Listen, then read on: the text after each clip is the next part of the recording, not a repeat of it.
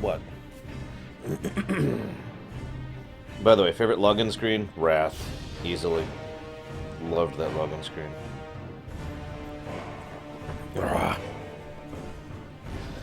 Favorite login music is a little trickier. I might actually go with Cataclysm on that one.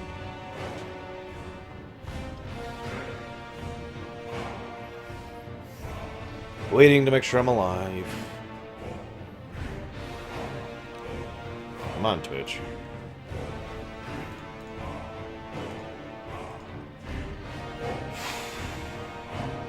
This is my life now. Seeing if when I hit stream, I'm live. Like, for example, right now I am not. So we're going to try something here to see if we can connect it. Sorry, YouTube viewers. Sorry.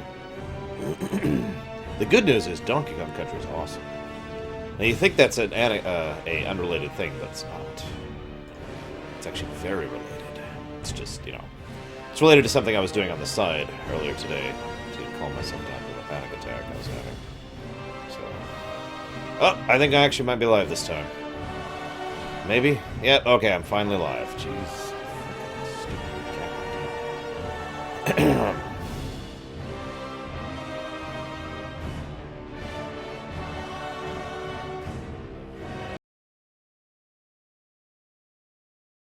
Exiled years ago from their lands in Stranglethorn Vale, the dark-speared trolls attempted to make a new life for themselves amongst the disparate races of the Horde. Under the leadership of the noble war chief Thrall, Vol'jin and his savage trolls had at last found the honor and purpose they had been searching for. But now, under the rule of the headstrong Garrosh Hellscream, the trolls fear that the Horde could tear itself apart.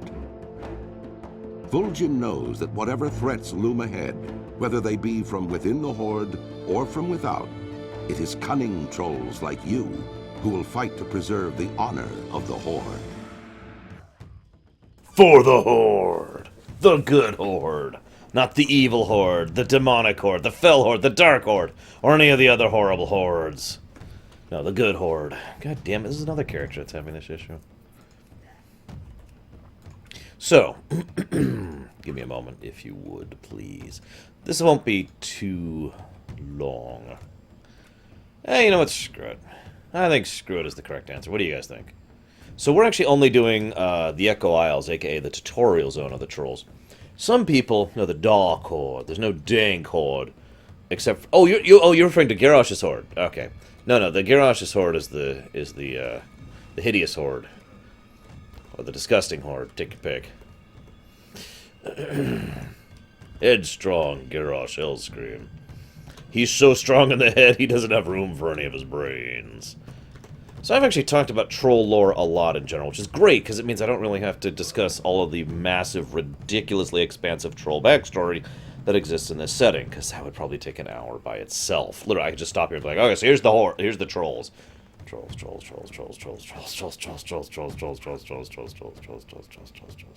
Okay, so now that we've covered the trolls as a whole, I just want to say one quick thing, if I might. When Cataclysm came out, they changed every single race's tutorial starting experience, except for the Draenei and the Blood Elves, which is why we did those first 2 weeks ago. I've actually experienced all of them, of course I have, and some of them were only changed a little bit, some of them were changed a decent amount, and some of them were basically completely revitalized. In my opinion, the trolls and the gnomes are actually the two sides who were the most changed, not counting, you know, Pandarans or the Worgen or the Goblins, so obviously, you know. And the Forsaken is the other big one. Those three basically had a completely new story arc and a completely new setup for their zones. It was really fun. So welcome to one of my favorite starter zones. But before we do anything else, what's a good troll title? Let's see. How about Timberlord Swiftkiller? Yes, I like that. Yeah, no kidding. Did I already? Yeah, I already shut that off. How you doing, man? The Darkspear tribe have long been victims, outcasts. We found ourselves fleeing our homes time and time again. But this time it's not fleeing that drives us here. Vol'jin has offered us leadership through wisdom, and it has kept us alive long enough. Now that same wisdom offers portents of a chaotic future for the Horde underneath Garrosh Hellscream. No, this time we not fleeing. This time we are fighting for a home that will last. It's time to begin your training, Swift Killer. Speak with Orteza to the east. Dun, dun, Yeah, dun. man! Let's crack some tiki target skulls! So this is Zuni. I know he's kind of a a conscientious or a controversial character. Count me as one of the people who actually likes him. I like Zuni. He's cool. He is an earnest... Your trainer should be somewhere in the grounds here. I'll catch you later, man. He's a good kind of noob, you know. He is definitely a noob, but he's the eager to learn kind, you know what I mean? Oh, guys, a bot wants to send me to a virus website so I can buy views for my stream. Guys, I better go immediately. Talk to me. Another new blood, huh? You actually have a wide look about you, though. Fierce eyes. You might have the makings of a real hunter. Let's not waste any more time, then. Aight, mon. We'll start with the basics. I need to know what you can do with that weapon you be toting around. Go thrash those tiki targets. Take it slow, natural-like. I'll watch you fight and form. We'll go from there. Be seeing ya.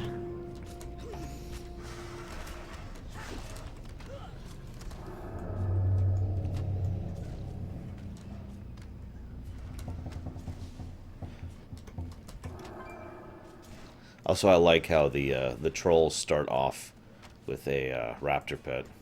It's kind of appropriate to me. Also, I actually kind of like how trolls do the arrow, or use a bow and arrow, except for one thing. The arrow isn't pointing the right way. Look where the arrow's going. It's kind of like, wait a minute. Am I actually aiming at something? Don't be shy. Not bad, mon. You have a natural flow to your attacks. You may have a natural talent for this. Some rough edges, to be sure. For one thing, your arrow's pointing in completely the wrong way. But we'll get those ironed out here. I'll teach you a few new things as we go. Ding, man. Let's put those skills to use. Start you off easy. Go kill. There'll be cats to killing our boars. That food ain't for sharing. Those boars are gonna need to be alive if you be wanting food tonight. They're all over the island. Go get me some cat pelts. You be careful, man. Actually, there are not thrown weapons, unfortunately, which is a shame because I agree. Having a javelin character would actually be really cool. That's great.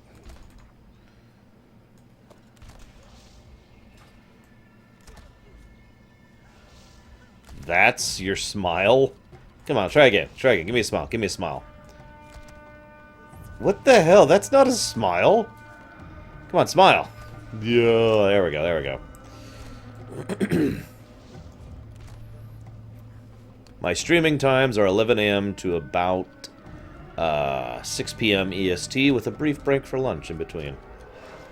I'm not supposed to kill the boars. Yes, I know they're dead psychotic. And then they got rid of them. Because they were kind of dumb. In fairness, it wasn't the weapons that were the problem. Excuse me.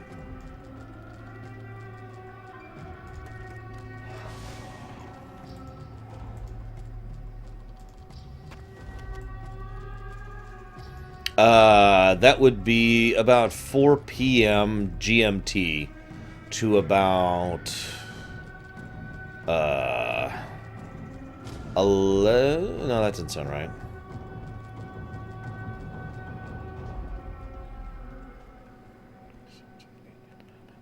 That can't be right. 4 p.m. to 11 p.m. GMT? That just sounds wrong. Surely I'm streaming longer than that. Hang on, hang on. 1 to 6. No, I guess I'm only streaming 7 hours a day. So, yeah. Oh, that's right. It's because of the... Yeah, okay. I know why. Okay, yeah. So, yeah. Apparently it's about 4 p.m. to about 11 p.m. GMT. There's your answer, man. Hope it be acceptable to you. If it ain't, well then screw you. See, I liked it, Lilu, basically because of the fact that he was such a recurring character. Like, that was pretty much the reason I liked it. Having that kind of a recurring character throughout the thing was a nice touch. It would have been nice if he kept being a recurring character, but, yeah. No, you gotta say it right, Bragman. Masanis has been driving me crazy, man. Hey, look! There's a Pandaren here. Teaching the ways of the monkhood. Yeah, my sinuses have been giving me issues, too. Oh, I'm sorry, Mind Blast. Forgive me. How you doing, man? I doubt they too much of a challenge, man. But they still clap your ankles if you don't stay quick-footed. There's some fine pelts, boy. We could make some hefty cloaks out of these. You done well for yourself, Hunter. I'm sure I could teach you a trick or two, and, but I'd not be wasting my time on the tiki targets no longer. I put in one last trial for you, Denmon. Head over to the proving grounds in the middle of this area. Fight a real body. One that wants to kill your back. Tell the jailer by the pit. Stay away from the voodoo. Okay. I like this pit, by the way. This is so troll. These are very much the good guy trolls. Let's make that clear. These are probably the nicest, kindest, most tolerant, understanding trolls you'll ever find. And they have a pit dug in soft sand, so it's hard to get out quickly, where they toss prisoners in to fight with you in training of their own people. So they're still trolls. Greetings, man. Just, Spirits be with you, man. Yeah.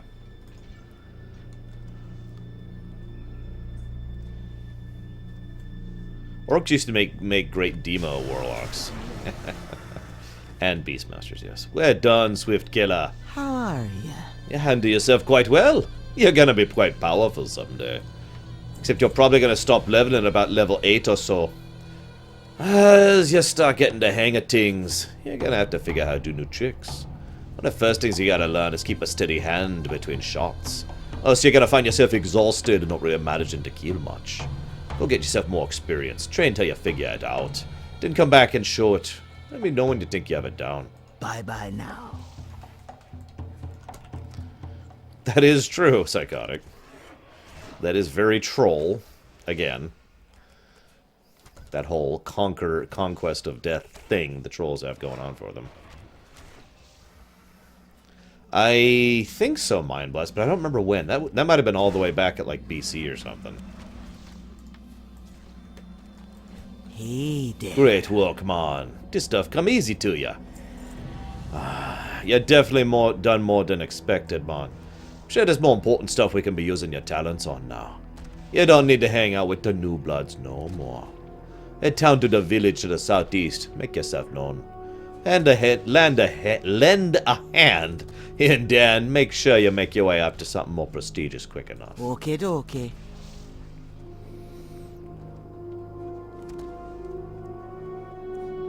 What the hell, Preacher? Why?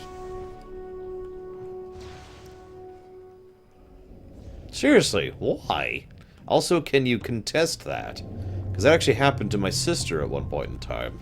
And she fought it and actually ended up getting her credit in the end. And hers was only a year. So, let's be talking about the trolls real quick, man. Or more specifically, the Dark Spear trolls. Actually, we'll watch the cutscene first. Then we'll talk about the Dark Spear. Why don't we go talk to old Vol'jin, man?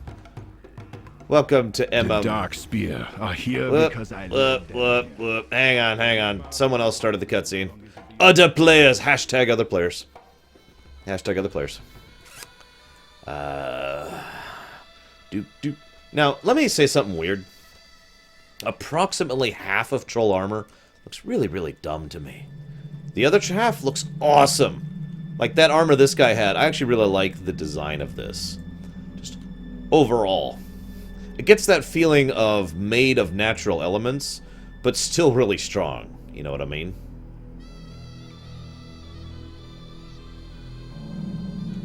That's actually plate armor. Well, so most of that is plate armor that he's wearing there.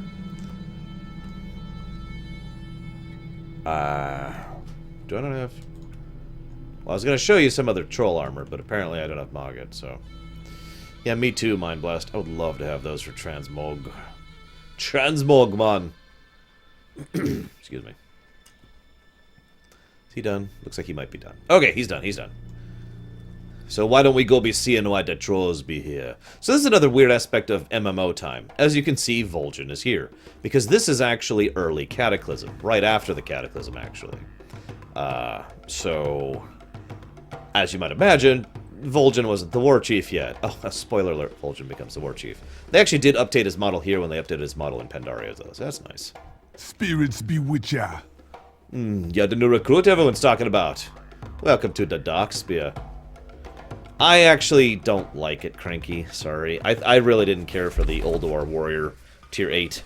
I did like several Tier 8 pieces, but Warrior was not among them. The dark I have spear something to never show gonna ya. give up. It'd be easier to understand if you see it yourself. Don't talk back to me, troll. You know who was left in charge here. Haven't you stopped to ask yourself why Thrall chose me instead of you? There be no question why, Garrosh. He gave you the title because you be Grom's son. And because the people be wanting a war hero. I think you be more like your father than you thought. Even without the demon blood. You are lucky that I don't gut you right here, whelp. You are foolish to think you can speak to your war chief in such ways. You'll be no war chief of mine. You'll not earn my respect. And I'll not be seeing the Horde destroyed by your foolish thirst for war. And what exactly do you think you're going to do about it? Your threats are hollow. Go slink away with the rest of your kind to the slums. I will endure your filth in my throne room no longer! I know exactly what I'll be doing about it, son of Hellscream.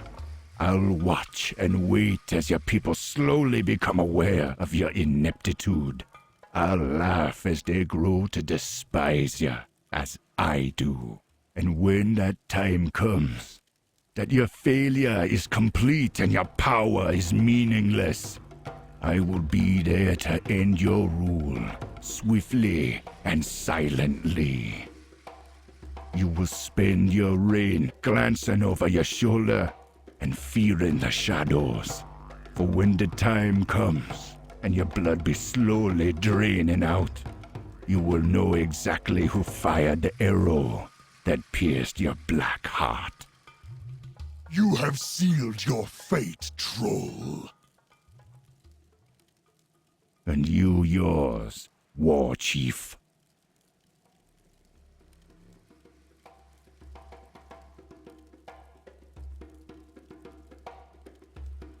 The Darkspear are here because I led them here. Orgrimmar be no home, long as it be under Hellscream's hand. Still I fear I was letting my temper drive me to being rash. Thrall devoted himself to making the Horde what it is, so I've no eagerness to be leaving it on a whim. This will be needing much more thought. But these be worries for older minds. You still have much to learn. Go help the people of the Darkspear. I'm sure we'll be speaking again real soon. So, couple of first of all, great cutscene. Second of all, a couple things I want to point out. Garrosh was either showing tremendous restraint or a modicum of intellect in not immediately trying to kill Vol'jin. Garrosh is a good warrior, but I'm pretty sure Vol'jin can best him in a one-on-one fight. I could be wrong about that, but I do actually think that's true. Vol'jin was pretty damn good of a Shadow Hunter. In fact, it could be argued Vol'jin is the best Shadow Hunter we've ever actually seen in Warcraft. Excuse me.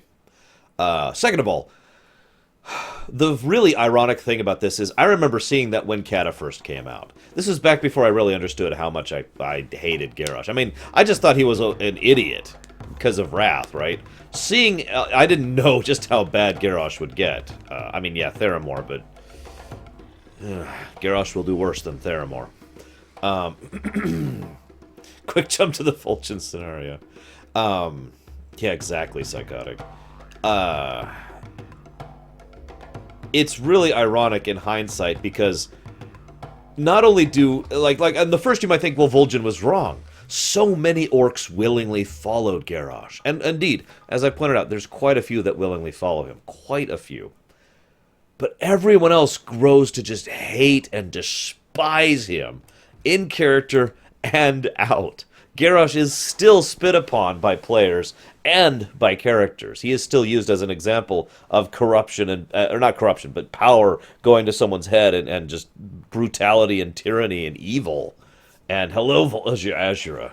Brutality and evil clearly define Azura.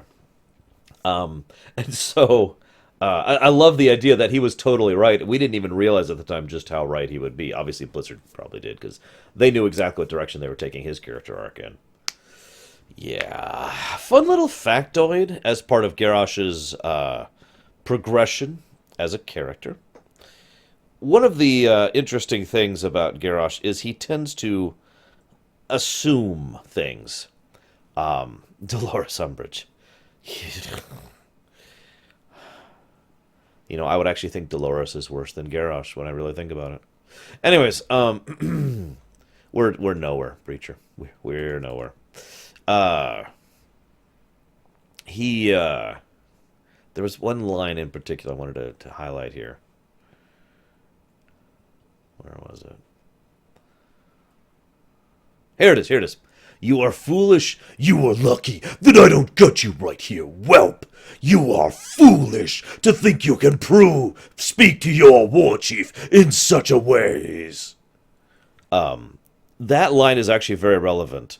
As I've been pointing out, and will continue talking about in the future, all of Garrosh's character traits can be defined by not having a strong center. Not having a strong sense of self. Everything he does is because other people told him things, and he latched onto it saying, well, that's good. That's good. I like that. And that explains pretty much everything about his character arc. Nothing he does is ever actually of himself. Everything he does is because something has been pushed upon him, or he has gripped something from someone else.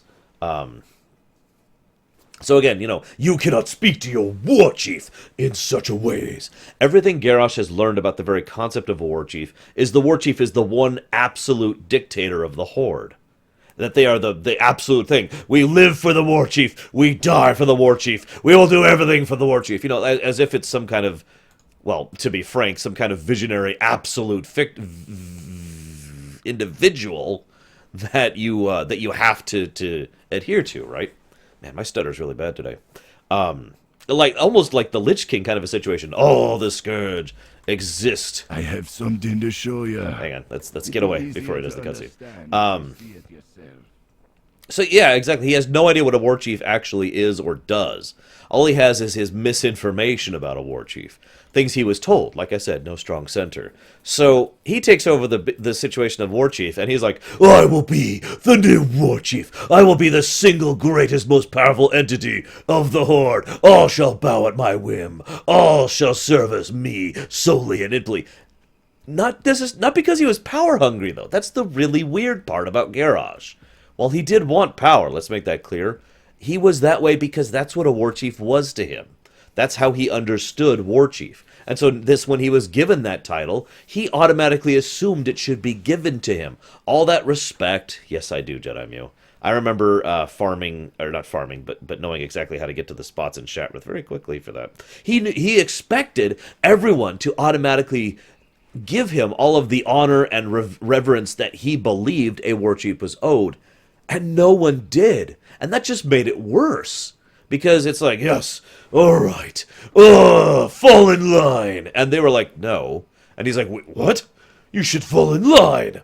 And then it was made even worse when some of his own people, the orcs who, to put it as bluntly as I can, are not good people, would do exactly that. Yes, everything for Garrosh, Garrosh for life. Then it just became even worse, because now he's being fed in both directions. he's being fed by some people who are not treating him how he thinks he should be, and some people who are. And so he starts to get more and more thinking, well, the problem's obviously with these guys over here, the ones who aren't treating me the way they should. I'm the war chief. I mean, come on. You know? Let's make something clear, though. Garrosh is not a victim. Garrosh is someone who was negatively impacted by other people around him, but he made his own choices. I stand firm in that belief.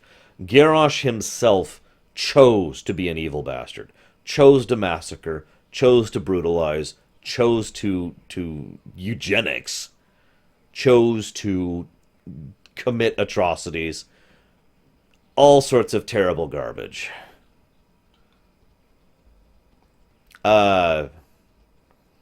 No, Preacher. Have you not been listening, man?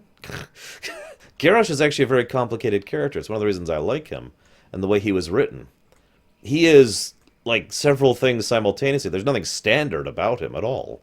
I haven't seen it. It's one of the reasons I felt that he was really, really a good thing for Warcraft, because he was never corrupted. No Burning Legion, no demons, no old gods. No old gods. At no point in time was he like, oh, I will become evil because I've been corrupted to be evil. No, he just did what he chose. And yes, but he was also hurt along the way. He was driven in that path just as much as he chose that path, if that makes any sense.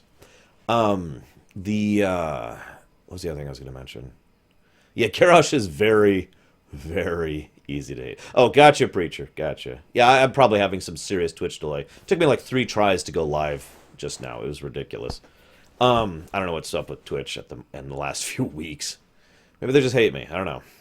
You're fine, Preacher. You're fine. Good luck, by the way. Very much good luck. So yeah, Garrosh is a really interesting, very well fleshed out character. The other thing I wanted to point out, though, with regards to that, this is after Theramore. These events that are happening right now are happening after Theramore. Theramore's already nuked. That's important to keep in mind. The war has already begun. And, so... I suppose I'll talk about that more when we actually do that scenario, because we're going to be doing that scenario. But there is one other thing I wanted to toss out there with regards to Garrosh and that particular battle and the significance of that to this. So, I've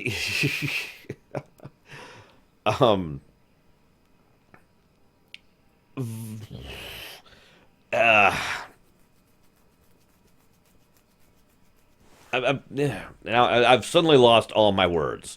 All my words are gone. Hang on a second. Wow. I actually had a whole train of thought there, and it's gone. I'm just going to keep playing until I refine my train of thought. Who you be? See ya later. Theramore happened before the Cataclysm, yes. Theramore happened before the Sundering, put it to you that way. In fact, here, I'll get you the exact timing if I can. Oh, shut up, Deutsch. Here we go.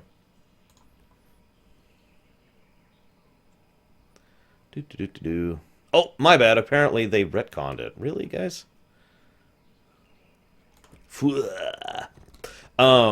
Just for you, Azure. Oh, okay. I found my thoughts. Okay. Okay, so apparently they did retcon this. Apparently it's no longer happened prior to the actual Sundering, which is weird. But whatever, we'll just revamp that. So okay, so the Sundering happened, Cataclysm, and then Theramore happened after that. Apparently, oh, that's a good point. You should see a troll cheer. Troll cheers are the best cheers, man. Theramore. The thing I wanted to talk about Theramore is actually a gentleman named Malkarok. I know what you're thinking. Who the crap is Malkarok? And more importantly, why do I give a damn? Arsh, why don't you just go play the game instead of talking about the lore? Okay, I'm sorry. I'll shut up, I'm sorry. Please don't hurt me anymore. I'll just walk over here in silence.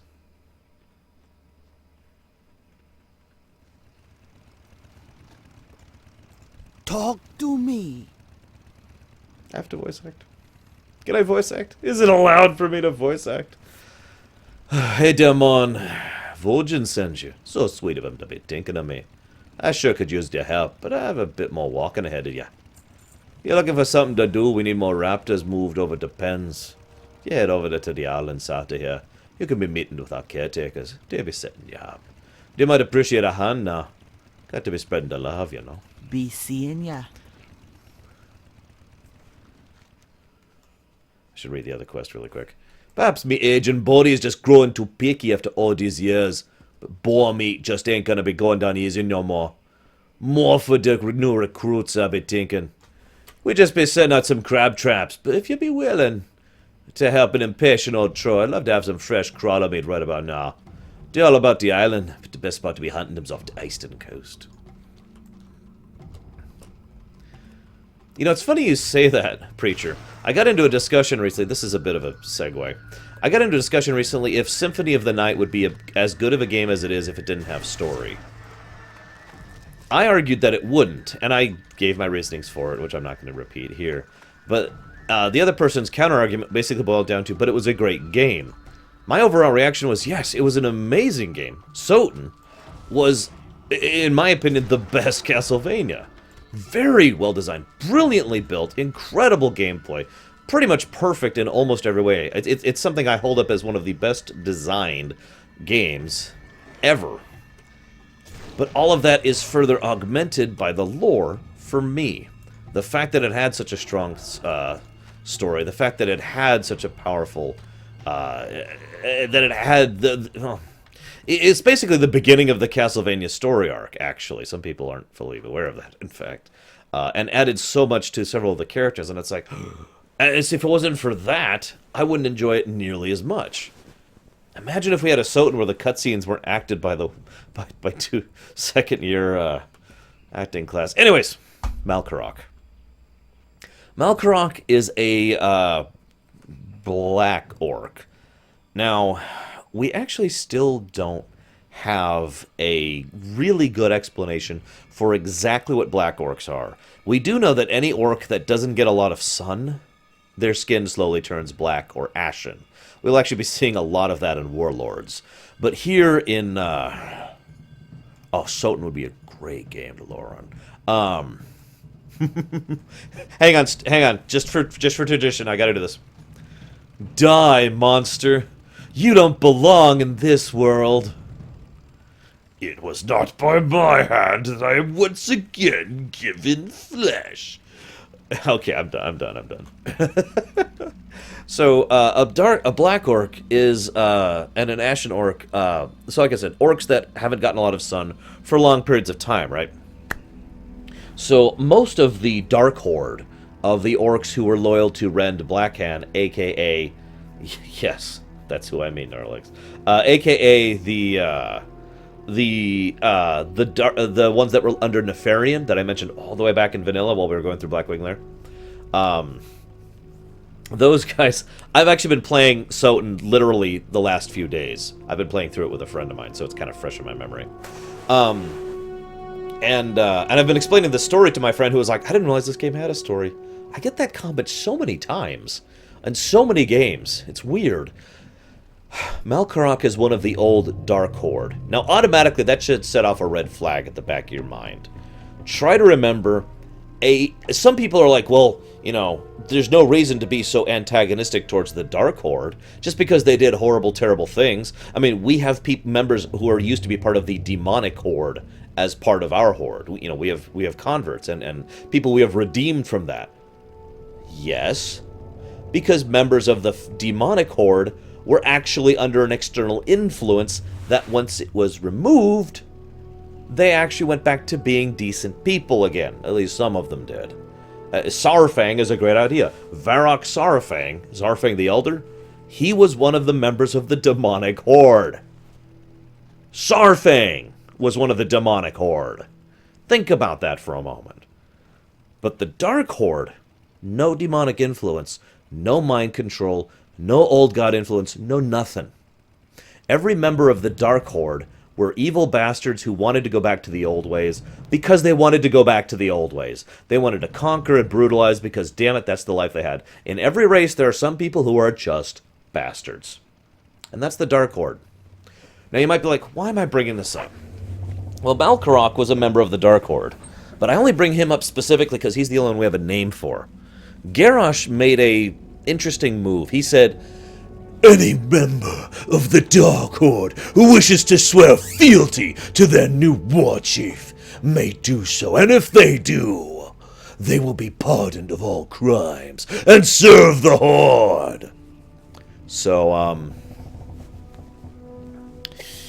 a fairly large number of Dark Horde members, again, bastards, all decided to join up under Garrosh. I mention this because there are exactly 4 groups of people who willingly join Garrosh's horde, okay?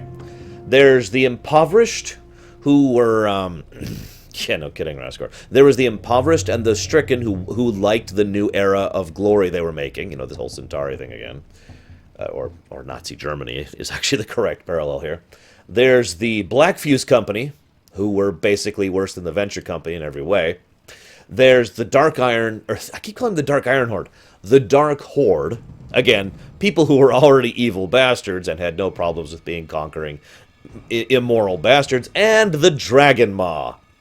Now, the Dragon Maw I'll be talking about later, because we actually witnessed the Dragon Maw join Garrosh's horde. But trust me when I say, if you look at this list, other than this first group, these are all pretty horrible people to begin with. Especially the Dragon Maw. Trust me, you'll see just how bad the Dragon Maw actually are when we get there. Is FF9 out yet, Permeus? For God's sakes. Anyways. The other thing I want to point out... I'm sorry, there's actually one other thing I want to point out. The other thing Garrosh was doing at this point in time. Remember how I mentioned he has this whole, the war chief is the absolute leader kind of thing? You remember that? No, Myron, I'm not a Nazi, I swear. The war chief is the absolute leader of the horde. All must bow in supplication. You know, that whole thing, right? That I just talked about? Well, one of the interesting things is at a convening of the leaders of the other races, some of the races would deliberately do things like, for example, of course, I pledge loyalty to the horde, and would deliberately not pledge loyalty to Garrosh, to the war chief.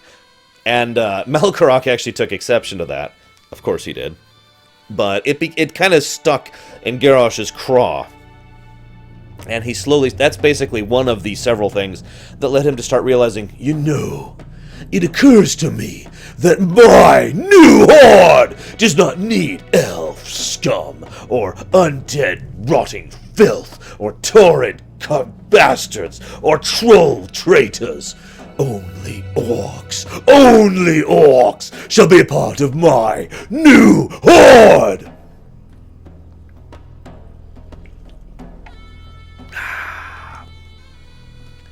He does actually become something of an orc supremacist, which is, as again, kind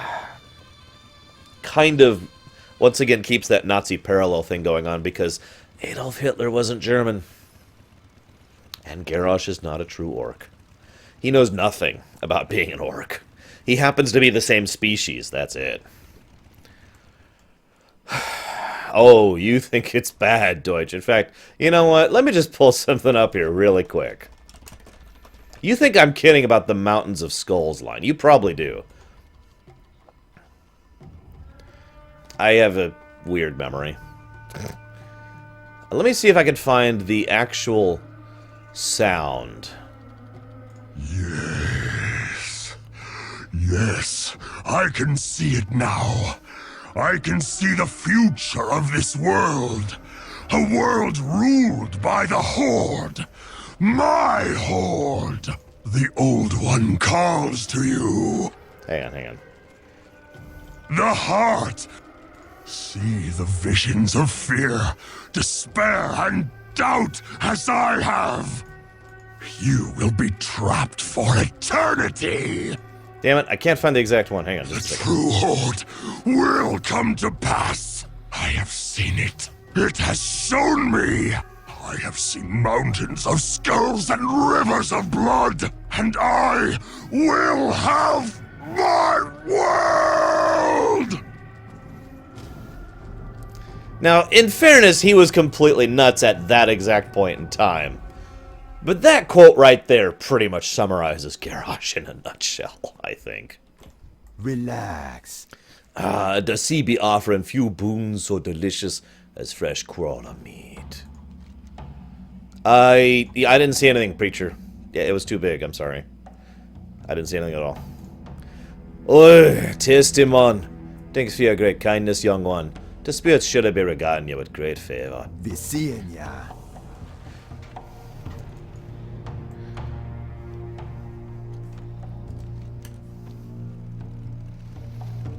Well, we'll talk about it when we get there. Let's just say that Garrosh was already leaning in that direction, and something gave him a shove. Once again, he both chose and was given that choice. External influence and his own personal decision guiding him. Wait up, man! Zuni! Hey, man. What's up, man? Come on, let's go. So what kind of class you end up You being? finished with your training too? Glad you make it through, man. I'm a hunter. What are you? Come on, tell me. I know this is probably busy work, but I don't mind. These baby raptors are cute little devils. They are pretty cute. We gotta be respecting the raptors. That's right, the dogs be actually be respecting the law and the beasts rather than consuming them or dominating them like most trolls do. Okay, so you're probably thinking, wait. Arsh. Why are the Darkspear the one good tribe of trolls? Well, actually, there's a fairly easy answer for that. Pure random luck. Here's how this worked out. The Darkspear was one of the tribes of the Gurubashi. Now, if you don't remember, the Gurubashi Empire was one of the great troll empires, alongside the Jakari and the Faraki and the Amane. Of these powerful, amazing empires, the Gurubashi kind of fell apart from within. It was actually funny because based on the way the lore goes, and I have a feeling the book will back me up on this when Chronicles come out, the Gurubashi were the biggest of the various troll empires by far, and the only way they were ever going to fall apart is if they crumbled from within, which is exactly what happened. I'm going to pause now to read what Preacher said. Try not to make me look too bad, eh? I do my best, man.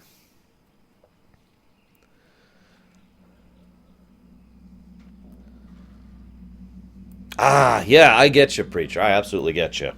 I'm the exact same way.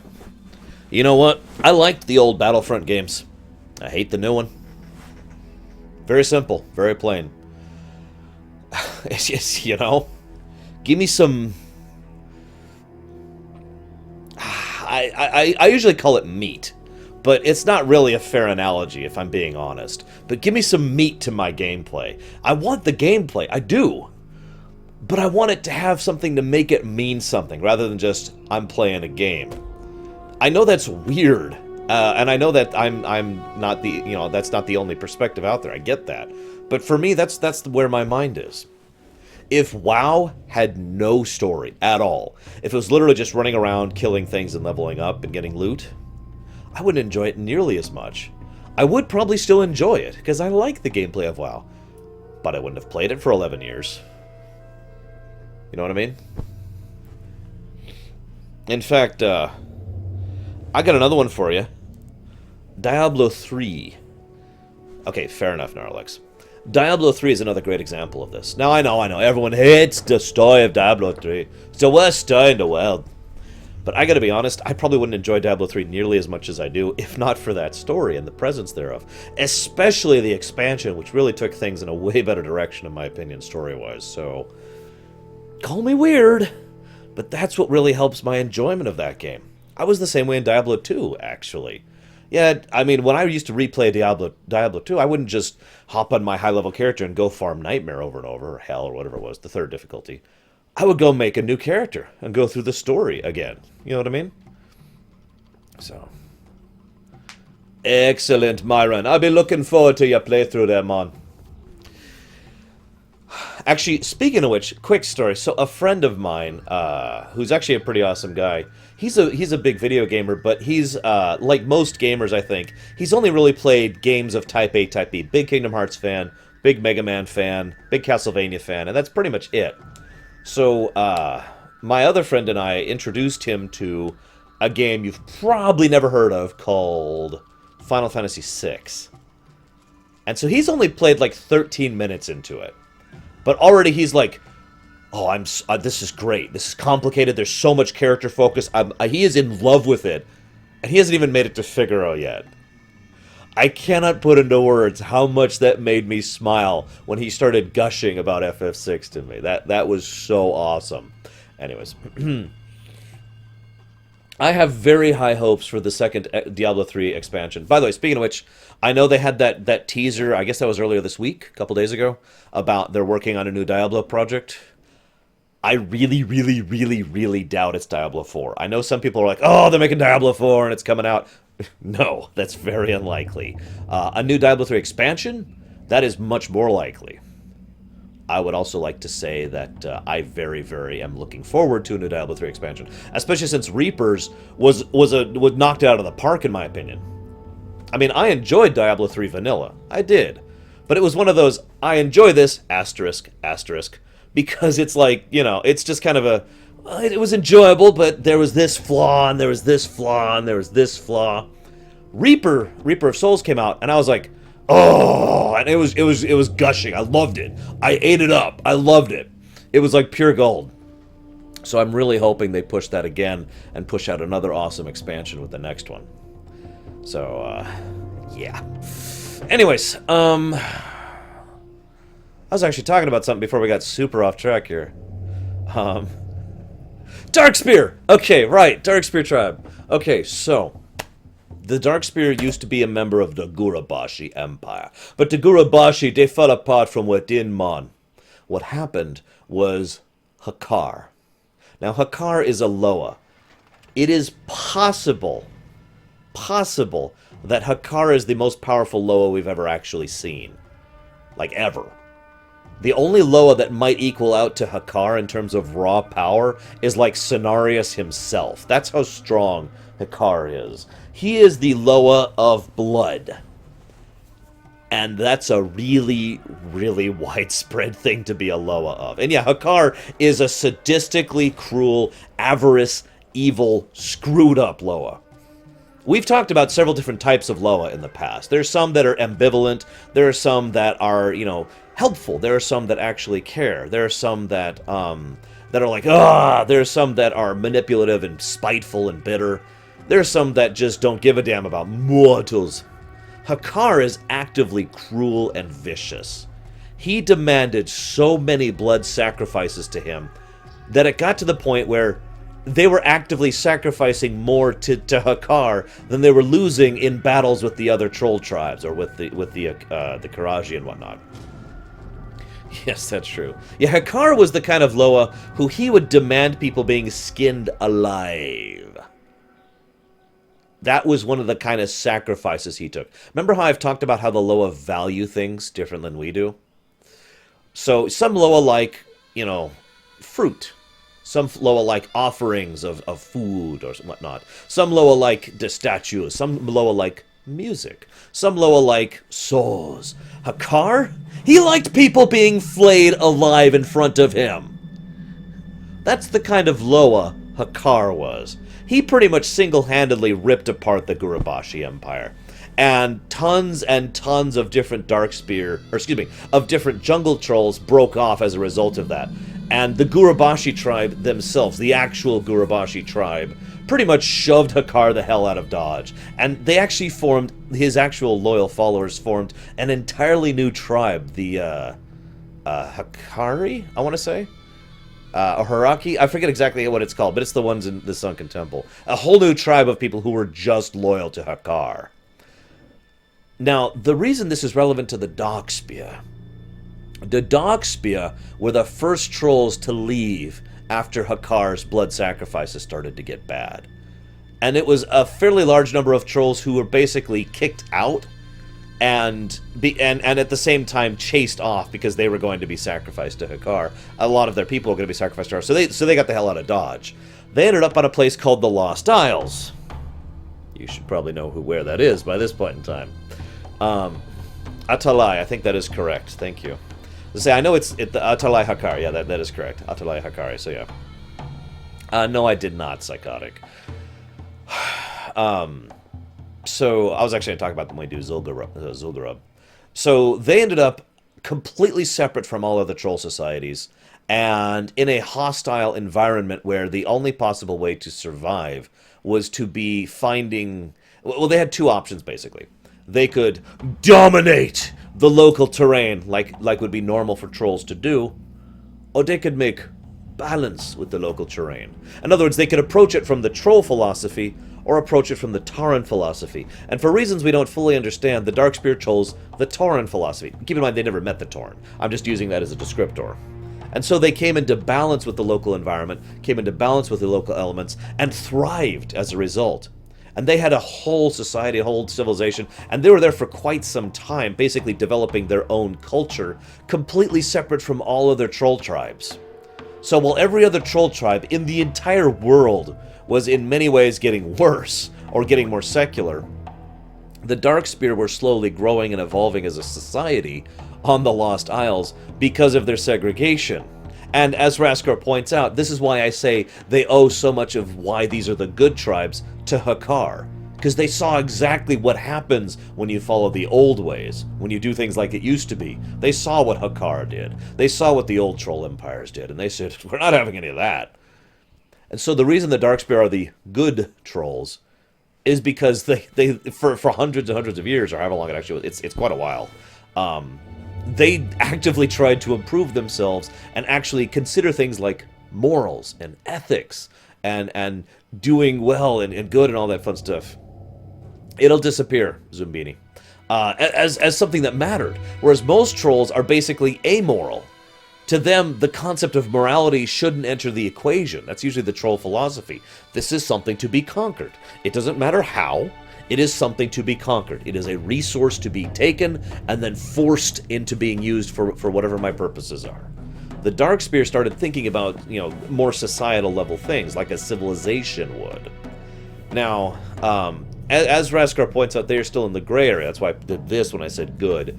But trust me, there is a world of difference between the Darkspear and every other tribe of trolls on the entire planet. Even the other trolls that are neutral are still not actually nice or kind or anywhere near as good as the Darkspear are. So, that's who we're playing as. We're playing as one of those trolls. Don't be shy. Nice to be seeing no faces around here, man. It's easy to get feeling isolated ever since we left Orgrimmar. I'd actually have something really important that I could use some help with, if you'd be willing, man. A hatchling's been stolen by someone on the next island. I thought at first they were just running away or did nature be claiming them. We're missing more than a dozen little guys now. Head to Zalazane's Fall to the northwest and point the little hatchlings back this way. Poor things. Bye-bye now. Sen'jin was the leader of the Darkspear on the Lost Isles when we encountered them in Warcraft 3. Vol'jin, obviously, was the one who took over afterwards. Who you be? And yes, Sen'jin was Vol'jin's father. He was a good leader, too. The fiend who stole our raptors has been corrupting them with some kind of magic.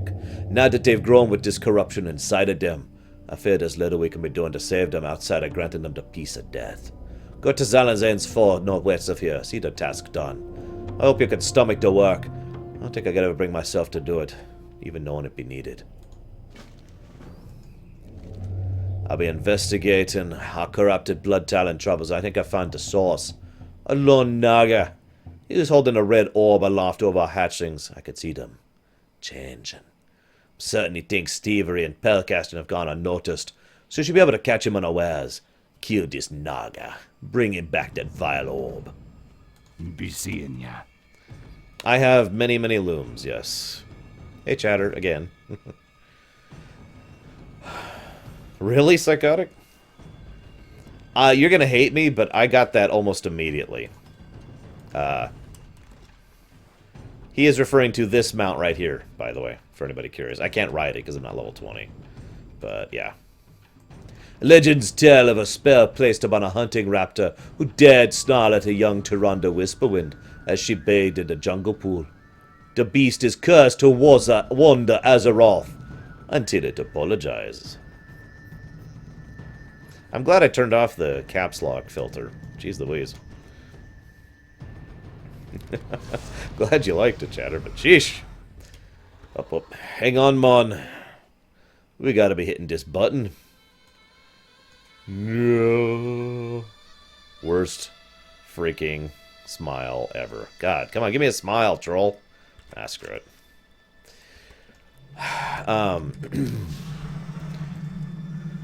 I liked the pilot a lot more than I thought I would the second time I went through. Hey, Ryan. Hey, Tyranda's awesome, mon. Wait, no, she isn't. Who am I kidding? Death to Tyrande, mon. Death. I can't even say that with a straight face. I can't say it right. Who doesn't, Psychotic? In fact, I think we're going to be doing that quest on Deutsch. So we might actually be going on Deutsch to go free the poor bugger. Because of course we are. Yes, Chatter. That's pretty much correct.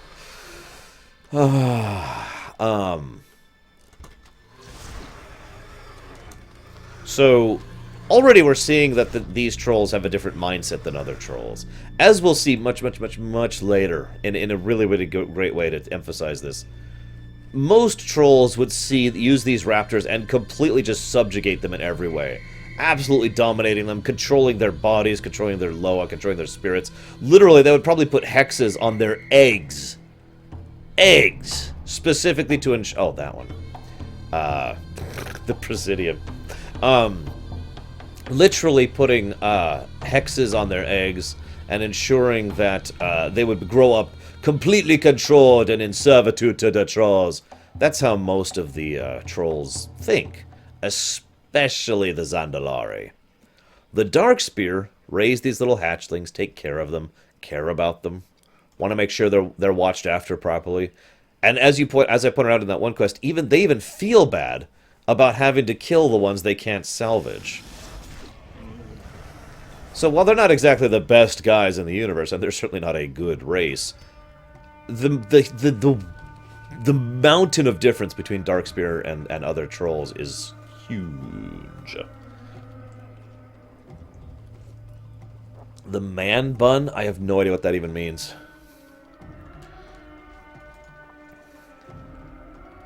The Naga? Oh god, there's so much story behind the Naga. I'll give you the short version. So, all of the Night Elves that were left in the actual capital city of Asharan, or Asharna, or whatever it was called, when the well was imploded and the entire world was shattered, creating this thing right here, the Naga were left here and shoved to the bottom of the ocean. And they had basically a split-second decision to make or be killed forever. Well, as it happened, there were several old gods who were actually active during the actual final events of the Well of Eternity's incident. And so, Ashara herself was able to get into contact with one of them. We're pretty damn sure it was Unzoth, based on all evidence, but that is not 100% confirmed. Again, Chatter? Hang on, could someone permit Ryan real quick? So, Unzoth made a pact with them, and they were all converted. The males into the big snake one, and the females into the four-armed one. And, so the Naga were created as part of this pact with Unzoth. Bingo, Preacher. Absolutely. That is exactly correct. Most trolls are very much the dominating type, regardless of what it is they're doing. Like, seriously, wait until you see. We'll get some insight into the Zandalari culture when we get to the Thunder Isle. It's pretty messed up. I know, Psychotic, I know. Anyways. How are ya? Thank you so much. They can be vicious when provoked. But most of the time they don't know better. You be careful, man. Hello, man. I am losing frames. I'm losing tons of frames. But no, I'm not watching the Nintendo Direct. I'm streaming. What the hell? Oh my god. Oh. Tons of frame loss. Holy crap. You know, I wonder sometimes if our YouTube viewers are like, what's he talking about? Because I'm recording locally just fine. Wow. Oh my god. And I just went to... I actually just lost connection for a second to Twitch. And again. What the crap? It's probably because Nintendo Direct just started, isn't it? What do you want to bet? What do you want to bet? It's because Nintendo Direct just started, and it's probably going through Twitch, and yeah, that's, yeah. I'm going to push through the rest of the troll stuff. Thank you, Hunter. We'll be taking brave and determined people like you to drive the Doxby up again. Hope there'll be more people even half as dedicated who come. Stay away from the voodoo. How you doing, man? The Naga have been our enemies for a long time. Your previous encounters with them have not gone well. Be clear that this time will be different. Things have changed, and you'll be a part of that. What am I recording, Deutsch? I mean, I'm recording this, but we're done, Swift Killer. This Naga be setting us back some time, but nothing will be holding us down forever. It's good to be having you with us, if Swift Killer. You have a fierce heart with you. Later. How you doing, You'll be a man? good one, Swift Killer. Moira was asking for new Raptors to train. I shouldn't keep her waiting any longer. I have a few other recruits bringing over some as well, but I have a special one I've been promising Moira for a time. Swiftclaw be one of our fastest and bravest young Raptors yet. He can be a bit unruly. I'll lend you the lasso. But I just need you to go catch him somewhere on the island here and steer him over to the pens. I doubt he'll be making it easy on you, though. Stay away from the voodoo. And no, I don't have a game booster. I have no... Yeah. Come back. Come back.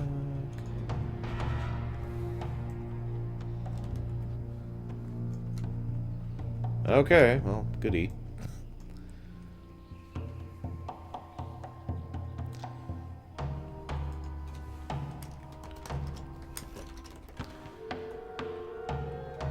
Damn it. I didn't even realize there was a Nintendo Direct today. Oh well.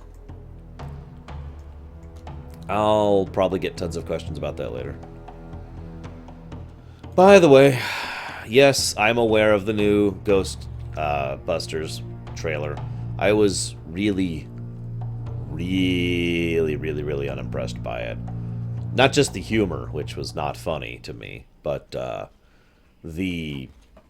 whoever directed that trailer, whoever put that together, does not understand anything about anything. They were terrible. Terrible editing and terrible directing. It was bad. Moving on. Hey there. Swiftclaw. Killer Joe was telling me about him and he sounded like he'd be a handful. I don't mind the challenge. The spirited ones that make the bravest and truest companions when real times of need be coming. Thank you, Han. You'll be very helpful. Okay, dokie. You'll be welcome, Mon. It's what Nintendo does to announce information about anything. What you want? Vol'jin be calling for an all-out attack on the Naga to have taken on Northern Isle. Many of our men have already engaged with the forces near the bridge, but several of us are breaking through the line to assault the Isle itself. Speak to Jonun right here to secure a ride to the Isle. Be seeing ya. Let's do it. What you want? Come on, Zuni. Not so fast. Save some for me, man. Come on, Zuni. Come on. Ah, whatever. I'll catch you there, buddy.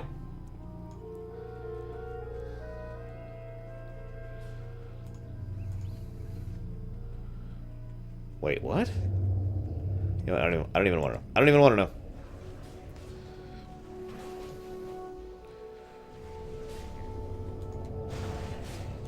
We'll be beating the Naga soon, man.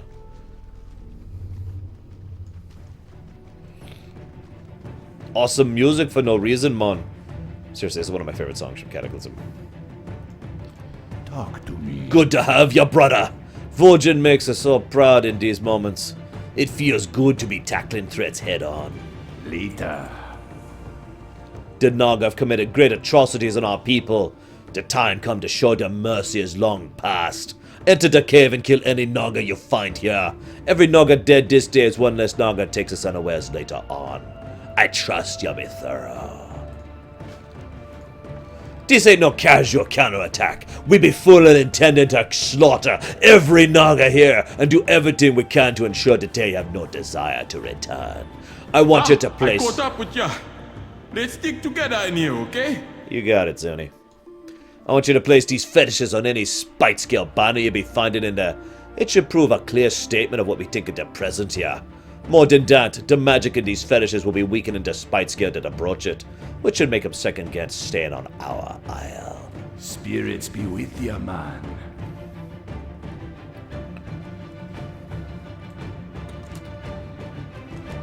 So I know what you're thinking.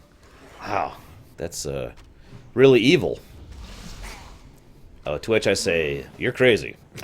They have been invaded by a hostile force, and their first reaction is to immediately turn around and hit them back so hard and so swiftly and so powerfully that in no way in hell will the Naga be able to actually retaliate, basically. This is a strike hard and strike fast operation here. Furthermore, these are the Naga. If you don't understand what that be meaning, mon, I'll be explaining to you. The Naga, as we explained previously, they be having some bad history. Bad blood. And the leader... Go suck on a trident. Go suck on a trident, mon. Ding. Where's Zuni? I want to ding with Zuni. Come here, mon. Come here. There we go. Ding with Zuni. Hey, Zuni. Yeah. Okay. Okay, so the Naga... Once upon a time, the Darkspear, like I said, they lived on the Lost, the Echo, or the Lost Isles, excuse me, not the Echo Isles. This is the Echo Isles. And they actually had a long, fairly prosperous life there. And then the Naga came. And I really, honestly, anybody who knows anything about WoW could probably just fill in the gaps there. If I fish you up, I throw you back. Waste the good fish meat. Jeez, Zuni. He be vicious, mon. So, yeah, the Naga showed up, and not only did they nearly massacred all of the Darkspear. I mean, nearly. They came very close to causing them quite... You mess with the wrong trolls, fishhead. They nearly caused the Darkspear to be wiped out. If it was not for the arrival of Thrall and his Orcish Horde, they probably would have actually flat out lost. And once again, we see that one of the core races of the Horde, Troll, Orc, Tauren, is so loyal to the concept of the Horde because they were literally saved from extinction by it. The Trolls in general, and Vol'jin in specific, is so loyal to the Horde because of that, just like Karen was, just like the Tauren were.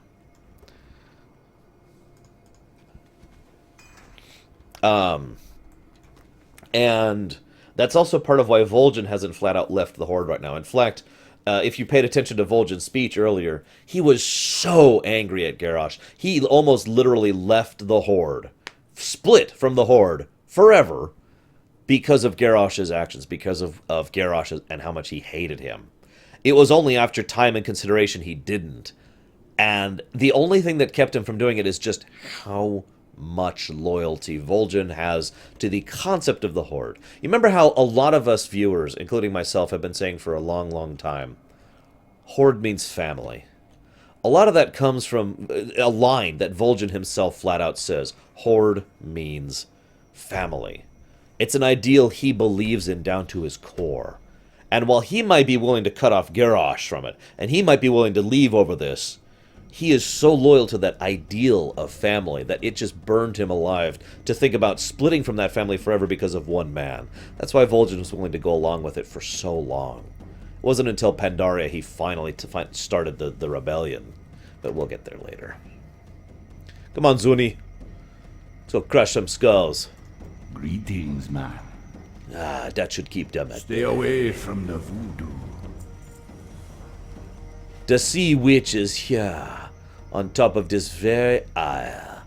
We've been waiting a long time for this chance at revenge, and you'll be having the privilege of seeing it through. Meet with Vol'jin up the ramp to the northeast. Let them know when you're ready to join the battle. So this is actually the Sea Witch from the Warcraft 3 demo, by the way.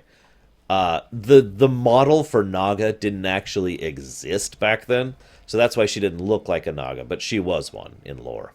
Also, this is kind of nice. They actually have a little bit of a lore tidbit here for people who have no idea who she is. And I quote, "Long ago, the Sea Witch killed Vol'jin's father and chased the trolls out of their homes. Now she returns, and Vol'jin is finally given a chance for vengeance." Later. You're about to be dark-speared. Dark-speared. Oh, don't ever change, Zuni. Don't ever change. Where'd you go? Zuni! He'll be fine. Because I don't think he should be War Chief. It's really no offense intended. But of all of Vol'jin's skills, and he has many, the mere fact that he was willing to put aside his personal feelings for the sake of his people says something about that. But, yeah. He's not someone who is the ideal match for what we need as a War Chief right now. He would be, as other people in chat have said many times, and I agree with this idea, he would be a great advisor to the War Chief. In fact, he would be one of the best possible advisors to the War Chief right now, especially with Karen gone. But I don't think he'd actually be the War Chief, you know?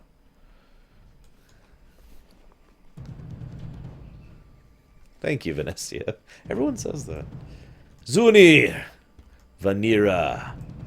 So this is a good time as any to talk about something real quick. Just super quick. This is the expansion when Troll Druids officially became a thing playable. The thing is, in lore, Troll Druids have existed before this. And that's actually something they mention. The reasoning is actually fairly simple. The spirits that the Druids use, the nature spirits and whatnot, are actually Loa. This is the first time we started discovering how many other things were Loa. Excuse me. I agree, Noralex. He went along with that a little bit too long.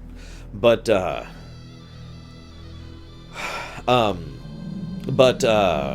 so a troll druid is actually not really all that different from a normal troll. It's just a fairly specialized form of troll. So it was such a logical fit for trolls to be able to play druids that I'm a little surprised it took them this long to make them, if I'm being blunt.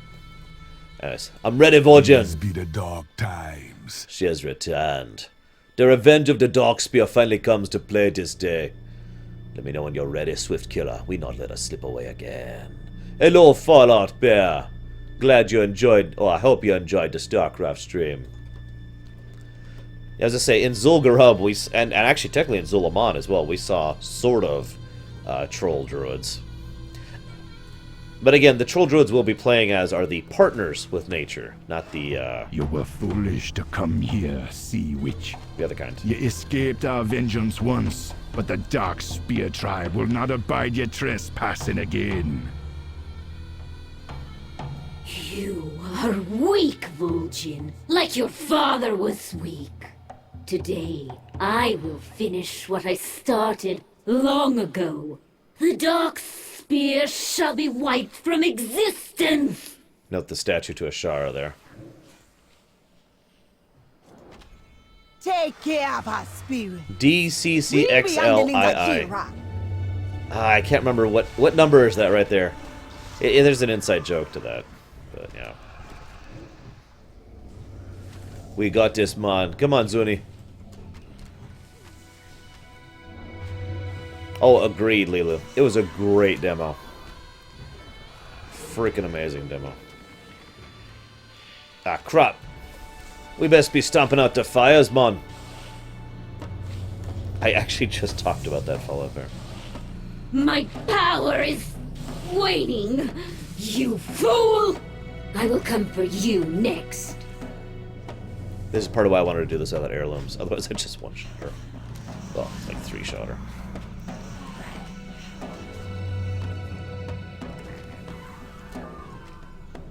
I know what you're thinking. So, can you give me any info on the Sea Witch and her relevance to the Naga? And I can, but it's mostly speculation. I'll get the fires this time! Zuni, dude. No, I got this. Zuni. Not so fast! No!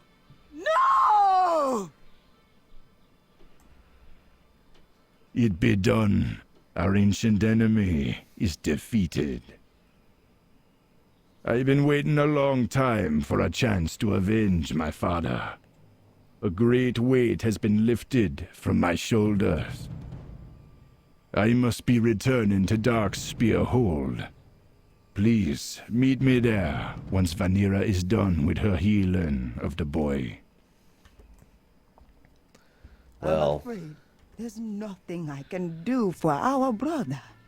Her power tore away at his soul. I'll send some watchers to get his body so we can offer a proper farewell. I wish I could do more. and here, Vol'jin rushed off in eagerness, but I can take us back to safety. Just give me the word when you're ready, Mon. here we see the downside of the Darkspear's approach. How you doing, man? A proper Zandalari with their dominance of death could bring Zuni back. But the Darkspear, with their less horrible ways, they're weaker as a result of it. So they can't actually do anything about this kind of thing. Not if the damage that's done is actually soul damage, which it was. You be careful.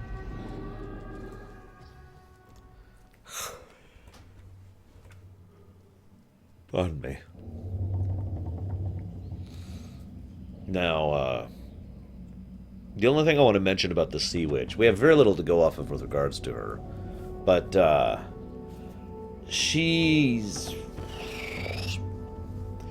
Given her position and given her perspective, there's two likelihoods with regards to the Sea Witch. Possibility number one. She is a Naga, a particularly ambitious Naga, who's trying to build her own particular power base, either for the service of her queen or completely separate from Ashara. You know, trying to make her own power base, kind of a situation, basically. Option two, she basically is an avatar of, agent of, etc. of Ashara, sent out to expand Ashara's power. There's also a third option, actually, before I have anything else to add to that. And the third option is... How do I put this? It's possible she was literally sent out to be a scout force for an initial invasion, given the timing, given the fact that the Naga had not officially shown themselves yet. The fact that she happened to be out and about almost a year before the rest of the Naga made their own showing is kind of significant, I think. So...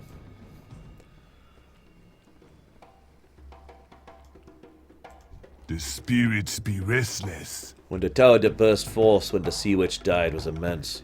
I can use this power to enact visions of places far away. Observe, young one. I want you to be here when I be making contact with Thrall. The Sea Witch is dead. Help ya? Our home is reclaimed, but our future still be uncertain. I've no love for Garrosh, that much is sure. But leaving the Horde is not a decision I be taking lightly. There's only one with the answers I seek. You can stay and watch if you like.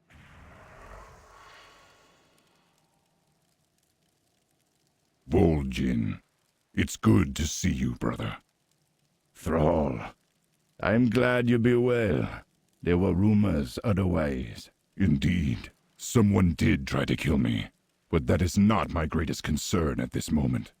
The world itself calls for my aid. I must beg your counsel, my friend. I can't be standing by Garrosh while he be turning our people against each other for the sake of war. My respect for you does not extend to this new Horde. I'm thinking of leading my people away. Vol'jin, I chose Garrosh because he has the strength to lead our people in these trying times. For all my supposed wisdom, there have been moments that I've barely been able to hold the Horde together. The Wrathgate and Undercity displayed that clearly enough. The Horde cries for a hero of old. An orc of true blood that will bow to no human and bear no betrayal. A warrior that will make our people proud again. Garrosh can be that hero. I did not make this decision lightly, Vol'jin. I know our alliances will suffer for it. I know the Horde will be irreversibly changed. But I made this choice with confidence that Garrosh is exactly what the Horde needs. I'm trusting you and the other leaders not to let this divide our people. You are stronger than that. I understand, brother. I will think on this and be troubling you no further. You have a world to be saving. Thromkar, old friend. Yet be strong and proud, young blood. The Dark Spear will be honored to have you fight beside him. These be dark times, but our people will be staying with the Horde for the good of all. Thrall's words be true. They always be. The Horde is much more than just a few old, stubborn leaders and a handful of heroes from Northrend. The people be crying Garrosh's name, at least for now. Still, I be hoping Thrall will return to us one day. The future right now be looking very grim and very bloody. Go now, make the Dark Spear proud. There are many wars ahead of us, and I'm sure you'll be having a part to play in all of them.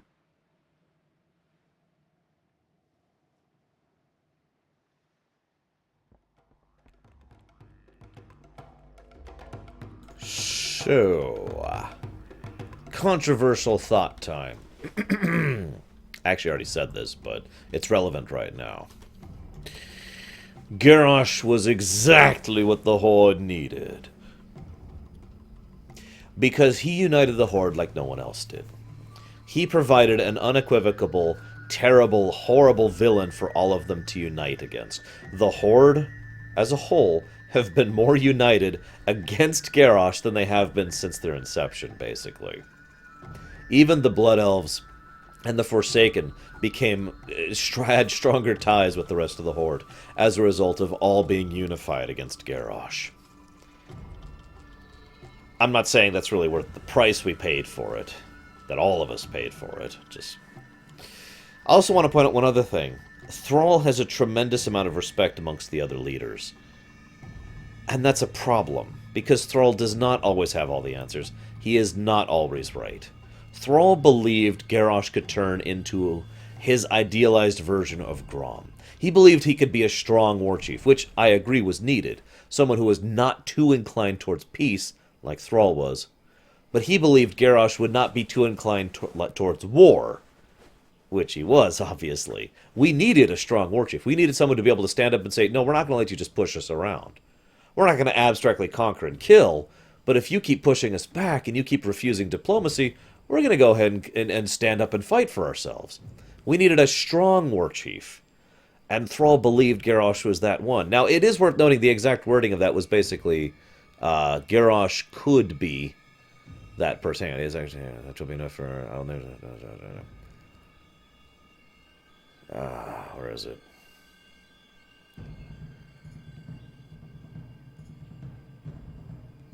There it is right there. Garrosh can be that hero.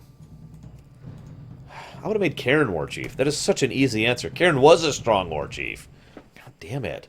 But yeah, Thrall was just... Thrall had the glasses on, you know what I mean?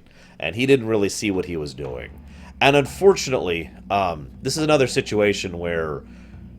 so many people had who in character, so many characters had such a reverence for Thrall that they're all like, yes, we will all follow Thrall. There's one thing Vol'jin says that is actually wonderfully ironic, though. The Horde is much more than a few old stubborn leaders and a handful of heroes from Northrend.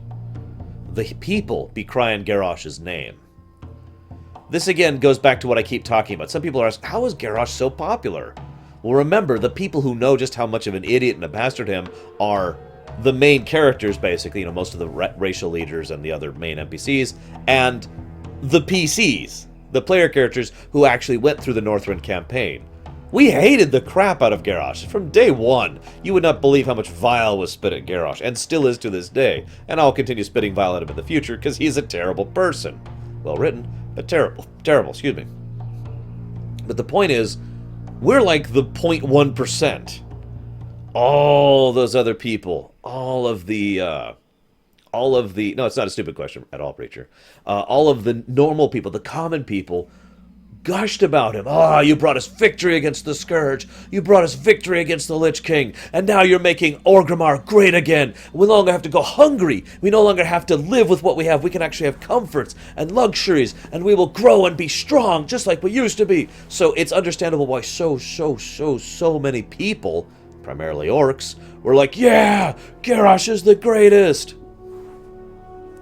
And so he rode the waves of popularity. Remember, people wanted Garrosh to be war chief. That's actually one of the biggest reasons why they didn't just assassinate him. There's actually a quest line that is no longer available. I believe I have a video to show it to you, but I'm not 100% on that. There's actually a quest line where Thrall comes back. He is finally, towards the end of Pandaria, Thrall and the other shamans finally fixed the Maelstrom and finally fixed the hole in the world.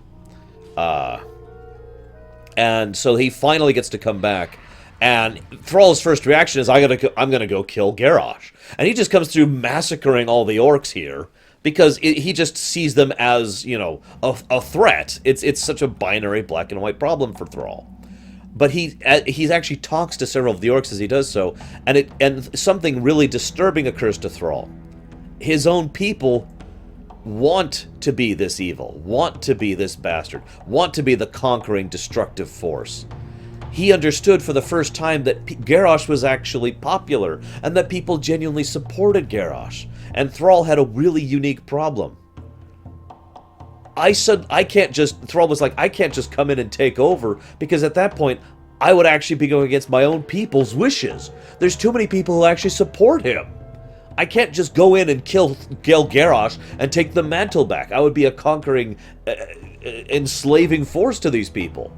And Thrall was paralyzed with indecision as a result of that. And the net result is both the Alliance and the Horde put everything aside for a moment and said, we're going to go kill the crap out of Garrosh and everyone loyal to him. And Garrosh, thankfully, played into their hands. If Garrosh had been smart, the world might have been screwed forever. I'm serious about that. But thankfully, he pulled everything, every single force that was loyal to Garrosh, all his loyal Dark Hordes, all of his loyal goblins, all of his loyal the shamans, the locusts, all of it, everything that was loyal to Garrosh just came back and he fortified in Orgrimmar. And he actually said, bring it. He actively wanted everyone to come and go after him. That was his strategy. If he hadn't done that, though, we might have had a really serious problem. As is, we had the fortune of being able to kill all of his supporters while we killed him. Yes, Preacher. That is pretty much accurate. And by pretty much, I mean surprisingly 1-to-1. Eloman. Later. But I want to specifically say Garrosh's Horde, not our Horde.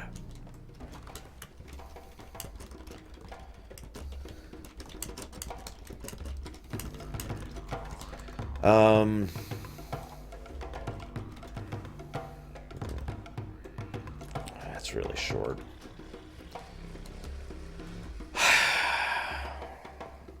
Does anyone know how long the Nintendo Direct is supposed to be? Just out of curiosity. Oh, it's pretty damn big, Raskor. We killed a lot of orcs when we sieged Orgrimmar. A lot of orcs.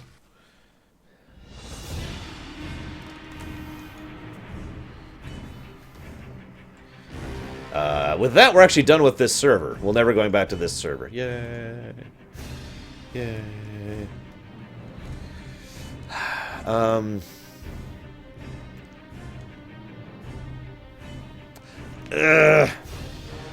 I really wish I'd known this Nintendo Direct was going on. Let's see. Do I think I can finish Durotar? I can probably finish Durotar. Alright, here's what I'm going to do. I'm going to BRB, and then I'm going to finish Durotar. So, BRB.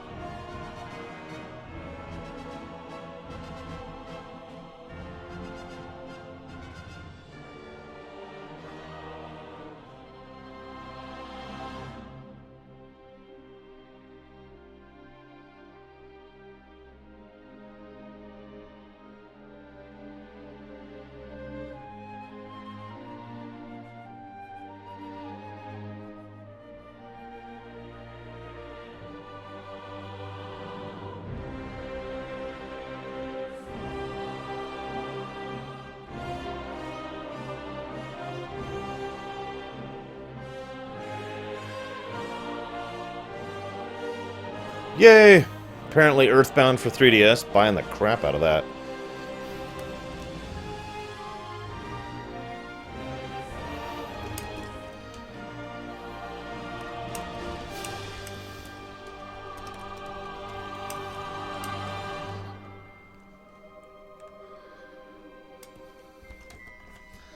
Okay, so, Orcs.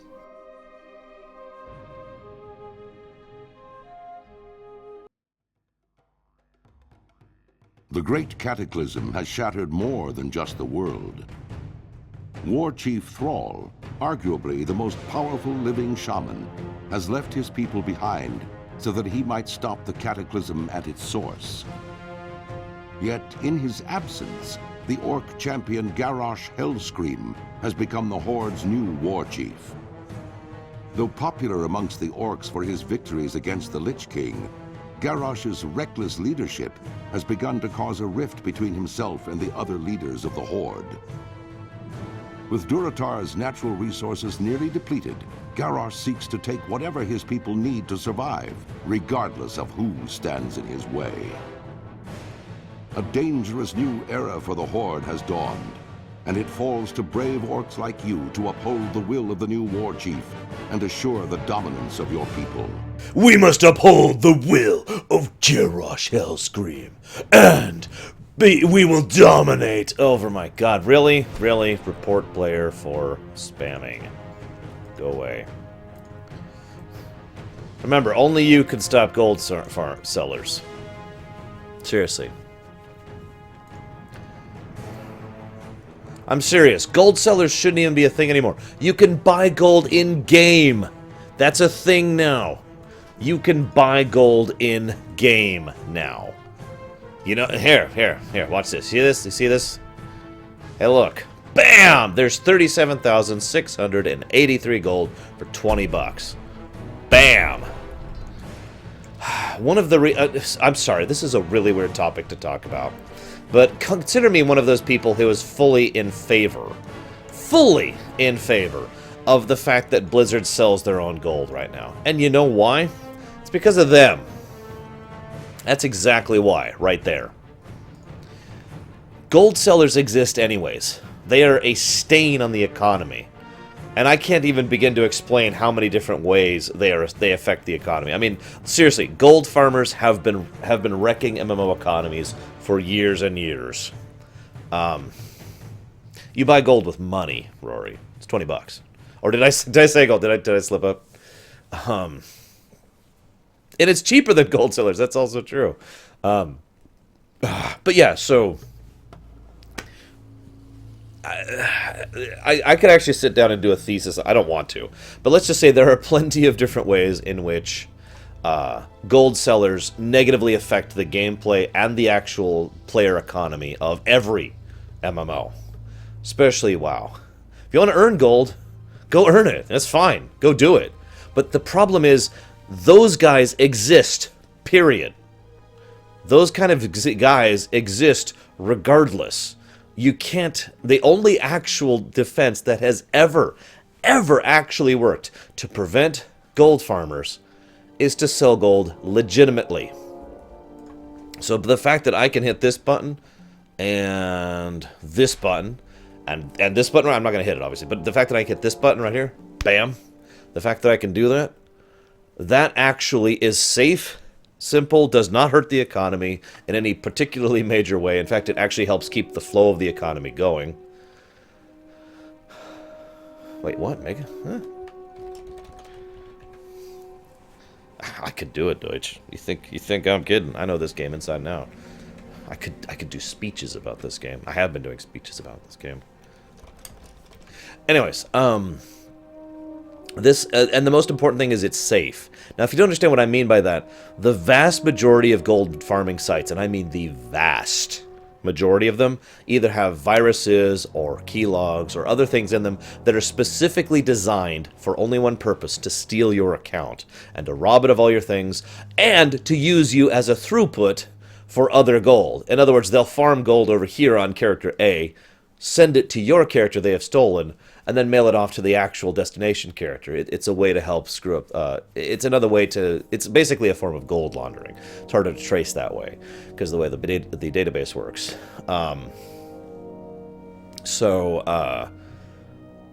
That sucks. That really, really sucks. And there's no... It's a terrible thing. Giving players a fully 100% safe method of purchasing in-game currency, I am 100% in favor of that. 100% in favor of that. I want to make that absolutely fundamentally clear. Congrats, Bragan. About time. I gave up on that forever ago. I know a lot of people complain about this, and with good reason. But in my opinion, the alternative is worse. Much worse. So, it's the only system that has ever worked to combat that. And by the way, do your part. You see someone spamming like that, right-click, report for spamming. And it'll be logged, and they have a team of people whose only job is looking into that. And there's only so much they can do to prevent that, but you need to do your part. You see someone spamming about gold selling, report them. Freaking report them. They built in a system into this game where you could literally right-click their name and hit report. Right there. Bam. They added that to the game just so players can help them in order to combat this the plague that is gold sellers. And virus and spam bots and all that other garbage. So, that's why I immediately was like, report! Just the first thing I thought about doing there as soon as I saw that. During the cutscene. Anyways! So, of the Frost Wolves, I think that works. I have been getting information drip-fed to me about Nintendo Direct. We might talk about it during our downtimes, but for now I want to say one thing. One of the things I find funny is that basically every race is like, Garrosh is evil. Garrosh is headstrong. Garrosh is stupid. But then when you make an orc character, it's like, you must help your new war chief. Why? Of course, as we've already said, a fairly large number of orcs actually do support Garrosh. So, the assumption is logically there that any given new orc player probably wants to as well. Yeah, but we suffer for that, Lilu. The game as a whole, the economy as a whole suffers for that, ignoring all the other garbage. These are a stain. They need to go away. We need to hunt them down and tell them to stop. And if they don't, then we shoot them. You get the one warning system. So, each of our characters starts out as a fairly unplanned, untamed, kind of a character. The orc, some of the races, when we make a new race, there's some backstory built in. Like the Draenei is someone who crashed on the Exodar, and the Blood Elf was an apprentice, and our Tauren was a young person who was trying to prove himself to be a brave, etc., etc. Not brave, a brave. So, what we play here is an orc who actually used to be, is in every way that actually matters, a peon. And we're a peon who wanted to move up, who wanted to try to be stronger, to be more for our Horde. We wanted to do our part for the Horde. Now you might be like, peons? Oh my god, we're dumb and stupid? Well, of course, peons logically have that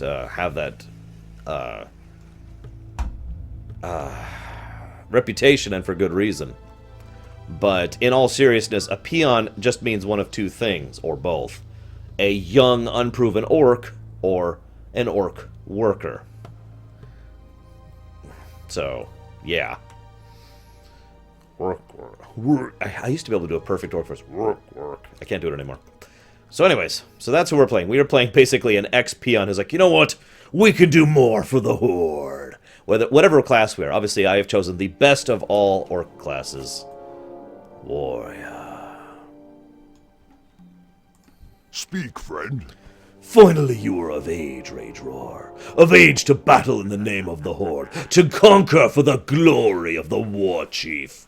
God, you can already tell the tone here is so different. You'll do nicely. No doubt you wish to find a great dragon or demon, and strangle it with your bare hands. But perhaps it would be wise to start you on something less dangerous. Report to Gornek. He should be able to assign a task suited to a young warrior. Go forth to victory.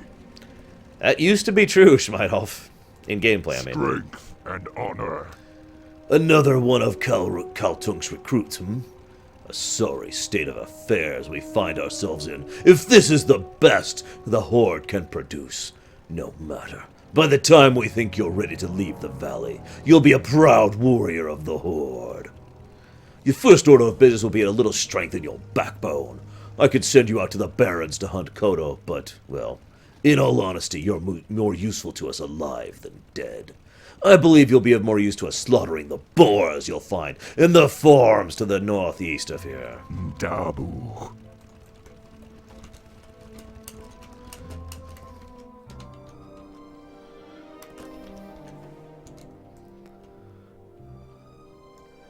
Alright, guys. It's time to prove what kind of a warrior I am. For the Horde! Yes, yes! For the Horde.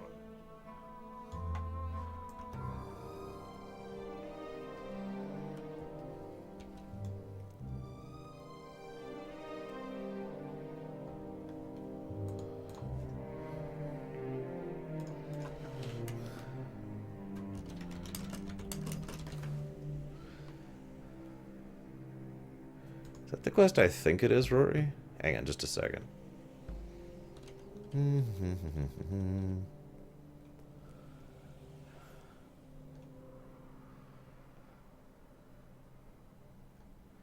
Yeah, that's why I'm kind of confused here.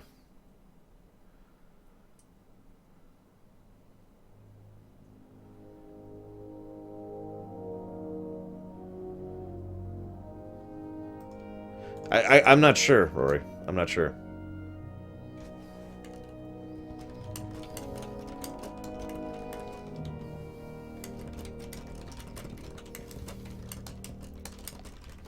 Anyways, sorry.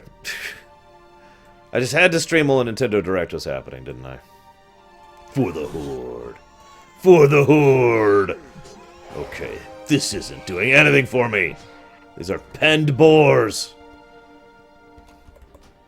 This is admittedly... Okay, so let's go ahead and talk about something really quick. There are two races which I can't really give you a racial background, cultural mindset to. Humans and orcs. Now I know what you're thinking. Oh, come on. All orcs are completely the same. No.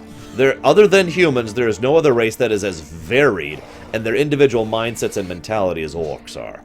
There are good orcs, bad orcs, in-between orcs, violent orcs, peaceful orcs, loving orcs, warlock orcs, priest orcs, warrior orcs. You name it.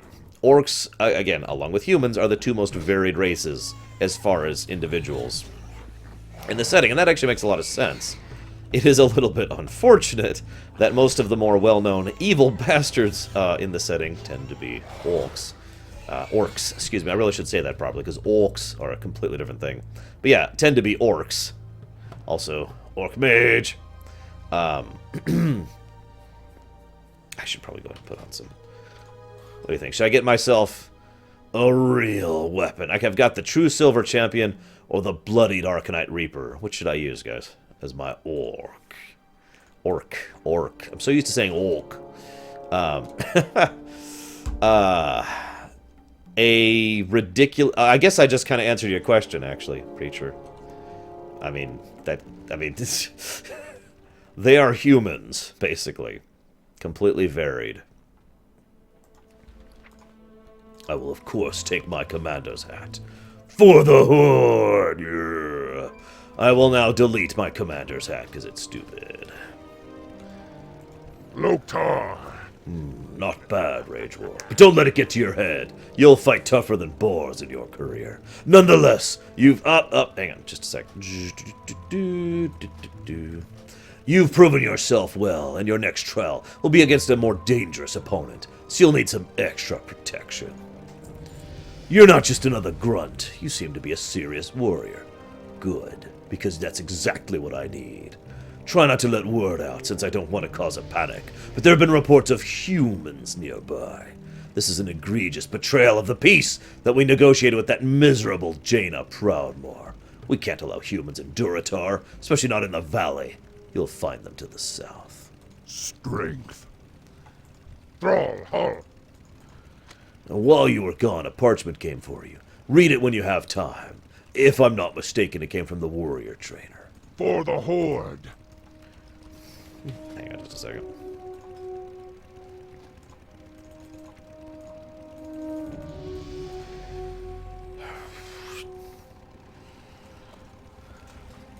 Hey, look! I just got another, a bot. That's another one. I'm just gonna start notating him. I got another review bot who's like, hey! Hey! Please buy our virus-riddled site. Do it.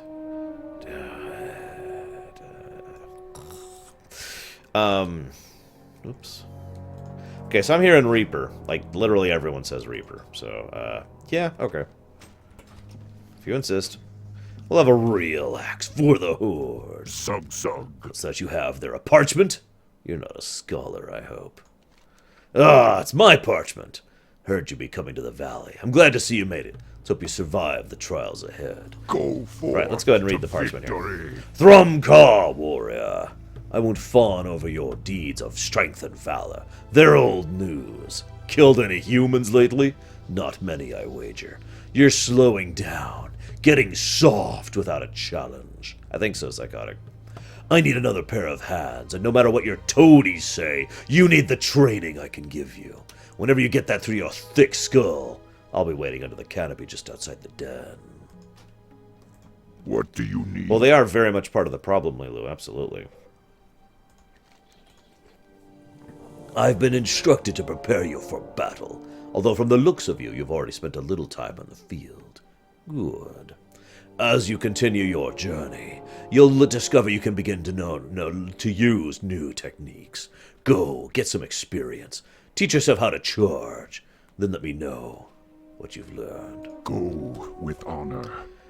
I would say actually no, Sonic Doctor, but that's kind of a judgment call. It's very debatable, because orcs are, I mean, just to go back to the Warcraft 3 idea, a human soldier has a higher defense but way lower health and attack than an orc grunt.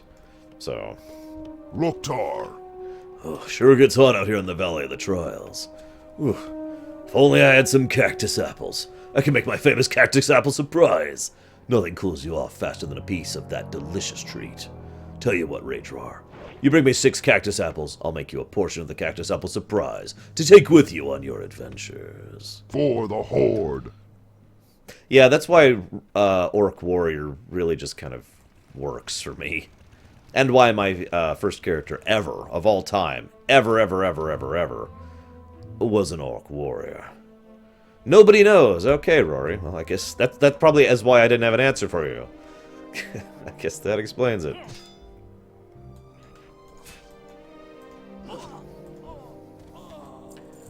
For the Horde. I will prove myself to my Horde brethren. So already you've noticed that the first few quests are from people who seem like stereotypical orcs. You know, exactly what you'd imagine. But then you look at some of the other orcs, and you'll see, and this will get more and more true as we go on, not every orc thinks like, oh, kill and death and blood and violence. There's actually quite a variety of orcs, like I already said. However, there is one thing that is kind of culturally true amongst the orcs. As a society, overall, most orcs believe in proving yourself. Just period. You have to prove yourself, whether you're a cook, or whether you're a tailor, or whether you're a warlock, or whether you're a seamstress. That's a tailor, isn't it? Or whether you're a carpenter, or whether you're a warrior, or whether you're a warlock. Doesn't matter. Doesn't freaking matter. You have to prove yourself. And there's this general, shall we say, societal pressure to push yourself as hard as possible, rather than just, oh, I will push myself in and accomplish this really easy thing over and over and over. People will, amongst orcish society, tend to look down upon you for that kind of a thing, because you're not pushing to the furthest extent of what you can accomplish. And that is actually one of the biggest flaws in orc culture. That societal pressure has led to several of the more negative aspects of orcish people. because the great warriors tend to push themselves constantly to kill more and more, and bigger and stronger. So first of all, we've got kind of a natural Darwinian effect, so that the really good orc warriors are really freaking good. I don't just mean literally warriors. I mean, like, you know, rogues or mages or whatever. The orcs who are most notable are the ones who rose to the top because of that. But second of all, well, because there's so much respect given to someone who has pushed themselves, we kind of have a not a Godwin's Law, I can't remember what it's called, but basically promoted past the point of your competence problem. For example, most chieftains of various orc clans are not good leaders. In fact, the majority of them are actively bad leaders, but they happen to be really good warriors. They happen to be really good shamans. They happen to be really good mages. They happen to be really good seers. You know, whatever it is that is valued amongst that clan in particular, they were the ones who were best at it. And yeah, actually, as I was going to point out, Garrosh never actually pushed himself. It's while I say, while he is a true warrior, he is certainly not the best warrior. He wasn't really an orc. He wasn't a true orc, was he? Let's be blunt about it. And hi, I'm so funky. Sorry, it's really hard to read that text on my screen. And you think you're kidding, by the way, but I'm gonna iron this shirt so hard. But that's actually kind of a thing. You should see Horde cooks in general. Horde cooks take great pride in their work, and they often are like, I want to make something new, something bigger, something better for the Horde. Everyone says Broxigar is the best orc warrior. I can't bring myself to agree. I'm sorry. I talked about that earlier, actually. Magraw. Have you finished collecting cactus apples? Wonderful. As promised, here is your cactus apple surprise. Oh, plus a little extra. Strength. Ding. For the Horde. For the Horde. Yeah, Cairn was absolutely dominating Garrosh. Probably the only fight where Garrosh really showed off how good he was when he was going up against the monk whose name I can't think of. I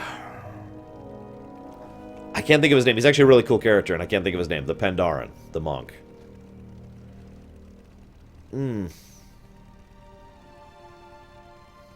Anyways, I would actually say, though, ignoring Broxigar, if you ask me my honest opinion, in my honest opinion, the actual strongest orc, the best orc warrior of all time, Taranzu, thank you, Taranzu.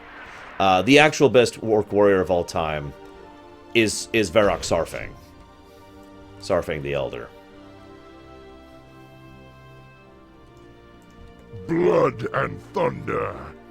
For the Horde. For the Horde.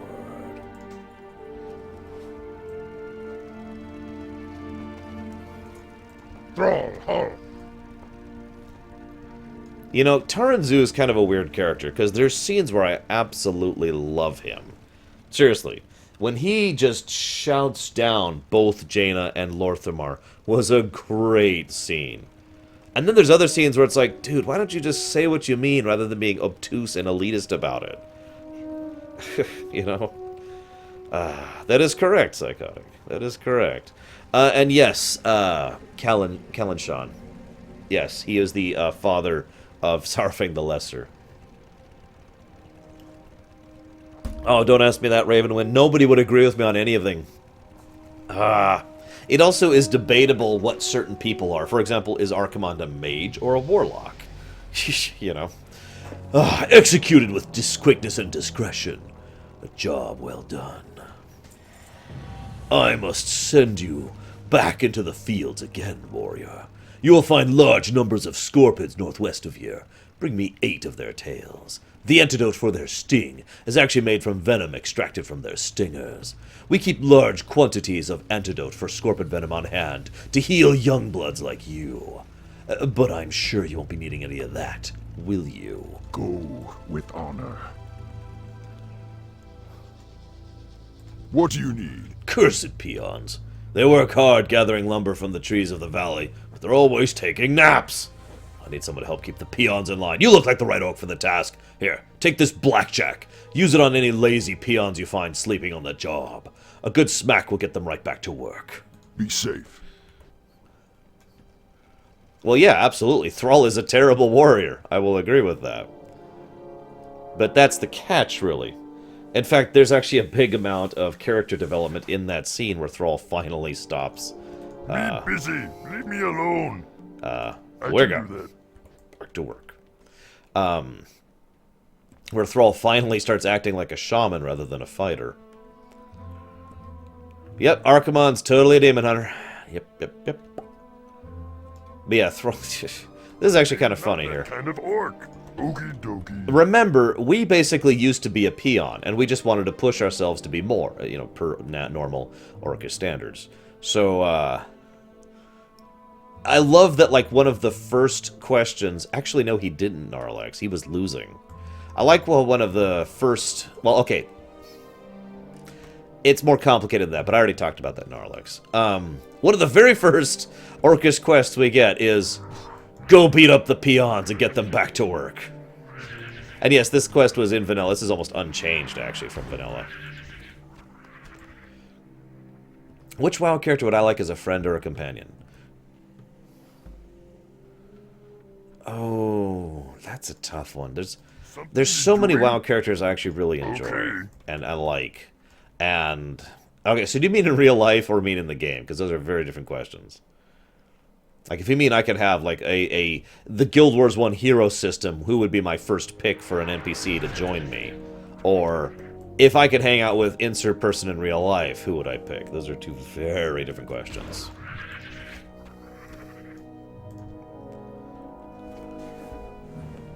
Real life. Oh. I'd pick Deutsch, because he has pizza. Ronan. Ronan's dead. Good riddance. I shouldn't say that. Ronan was actually alright in the game. Even though I wish he'd shut up in Dalaran. He still is alright. I have to admit that.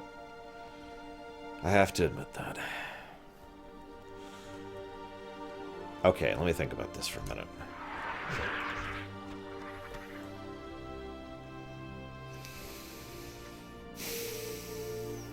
Wrath of the Lich King R&D. That was the zombie invasion event.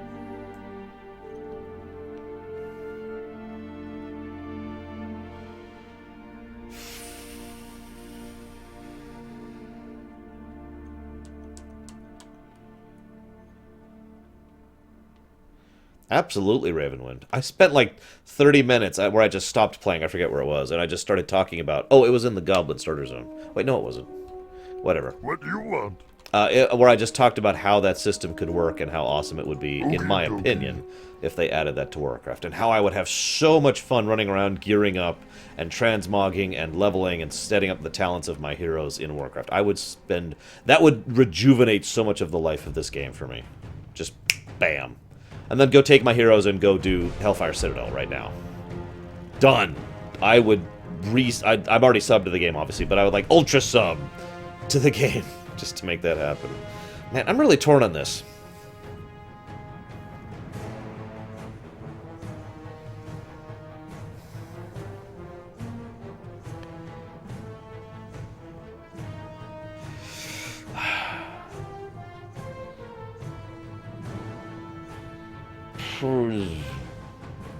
You mean as a writer, Venters? Because that's... yeah.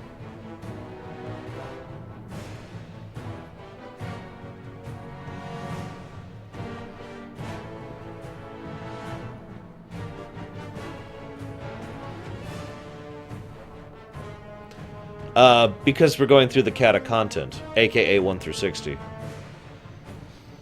I would say no, Venters. I think he should be redeemed, by which I mean... I mean, he's already been redeemed, but I think he should be saved. But I don't think he should be brought back into the story proper. I just think he should get the hell out of the dark. Bragwin actually had this great idea of Jaina also dying, and basically in her death, like basically sacrificing herself to carry Arthas back to the light.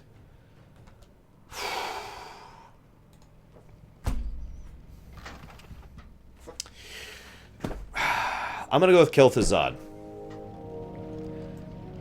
I know that's a weird pick, but I need someone super powerful so I can stop being irritated by life. And I need someone who I feel like I have respect and trust for. And, yeah.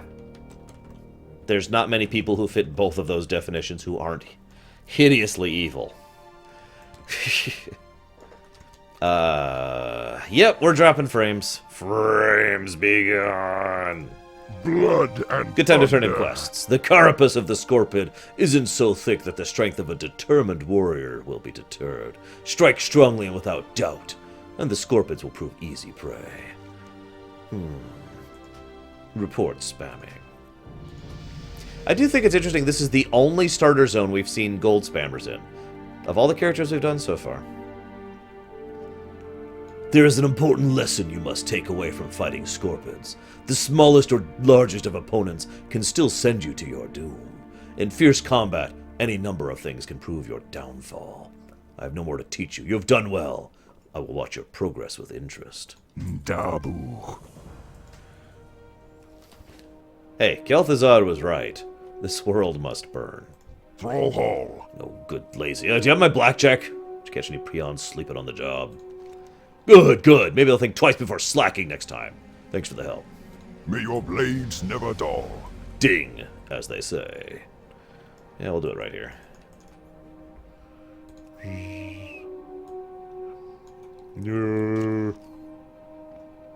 Greetings. I trust the Valley of Trials will teach you much, young warrior. I was sent to the valley to guide you, but I have discovered a growing taint here. One of the Burning Blade, a foul, demon-worshipping cult, has made camp here in the Valley of Trials. He skulks in a cave to the north, and his vile familiars have spilled from its mouth to cause havoc. As your first task against the Burning Blade, I bid you defeat these familiars, slay many, and if you survive, return to me. Strength. I'm very sorry, preacher, but it's... Wait, who are you talking about, though?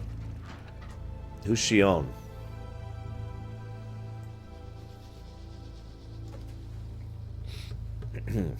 Hey there. Hey, man, take a knee. Hear me out. We got a problem. Good friend of mine, Hanazua, has gone into the valley. He hasn't returned. Last I seen, he was heading north to where the Scorpids hunt. Maybe you go look for him. Spirits be telling me he's not too well. See ya later. Guys, we all need to kill Sonic really quick. It's okay, we're only going to kill him once. Then we will bring him back as one of us. It'll be great.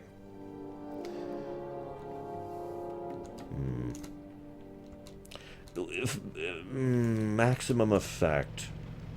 No, it's not funny, preacher. It's horrible. It's absolutely horrible, isn't it? And yet I keep hearing... You would be surprised how many times I hear people say they have no sympathy whatsoever for Shion. They don't care about her at all. I actually got a comment about that just the other day. I like candy apples. Yes. Nom, nom, nom. You know what? This harness does not fit me. Bare-chested for the Horde.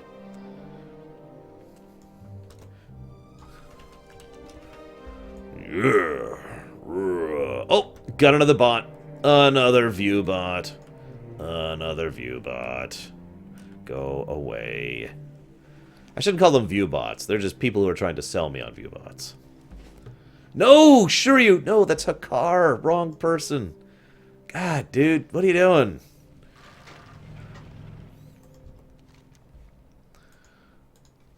Ugh. Oh, yeah. Thought I would die out here with none to know of it. While I was hunting scorpions of the valley, came across a particularly vicious-looking one.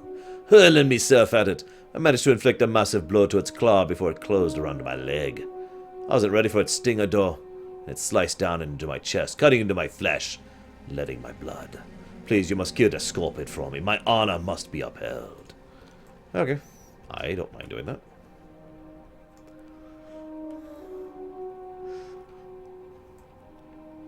I gotta be honest, I've always had a really hard time finding good transmog pieces for an orc character. Yes, but don't flay him alive. Just kill him quickly and mercifully. We're the Scourge. We're not evil. We're trying to help him. to overcome his defect of the curse of flesh. Come on, respawn timer. There you go, Sonic. You may now suffocate under muffins. Unless you can eat your way out in the next 3 minutes.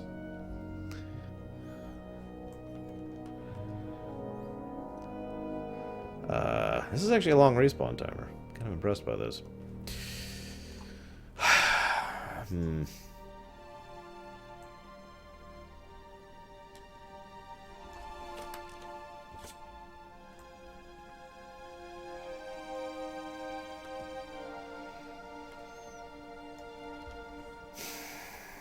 Oh, there he is. For the Horde.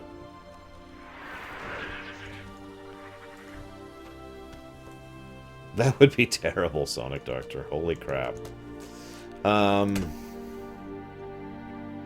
Yes. Yes! Best armor ever.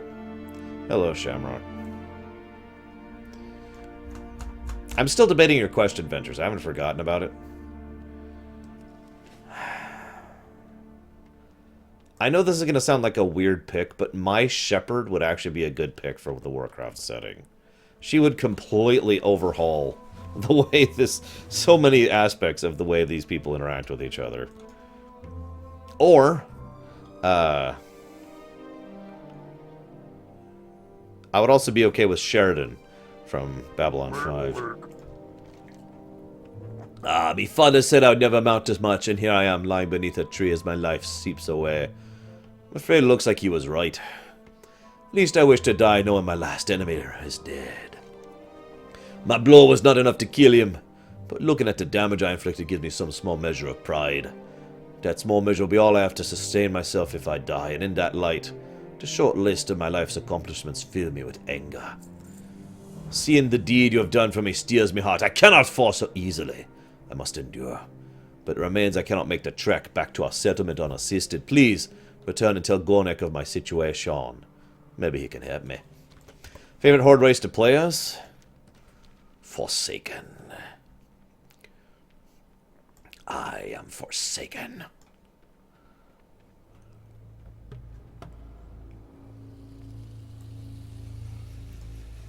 Yep, that is the truth, Permeus. Finding good-looking armor for Pandaren was a nightmare for me. I spent literally about 5 hours one night, that's not exaggeration, trying to find a good suit for my Pandaren monk. And I finally found it, and I haven't even gone out and actually gotten it yet. I keep meaning to, I just haven't gotten around to it.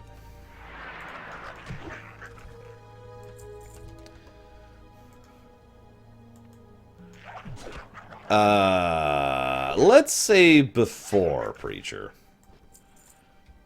Because the whole point is his abilities and competency as a leader and a unifier of the people. Basically what I want is someone who's going to create the army of light that I've been talking about many, many times, and then actually make it work. The Trolls! You don't want to be a dwarf? Not yet. Oh, he said Horde. Right, never mind. Guys, the dwarves have just joined the Horde. I repeat, the dwarves have joined the Horde. Oh, that'd be awesome. It would be so awesome.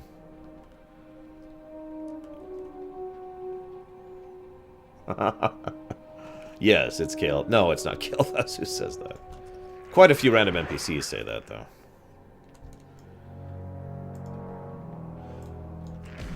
Here's hoping, Psychotic. Someday, if they ever do the sub-race thing, we might finally see Forsaken of other races. Which is actually the single most common thing I hear mentioned whenever the sub-races comment is brought up.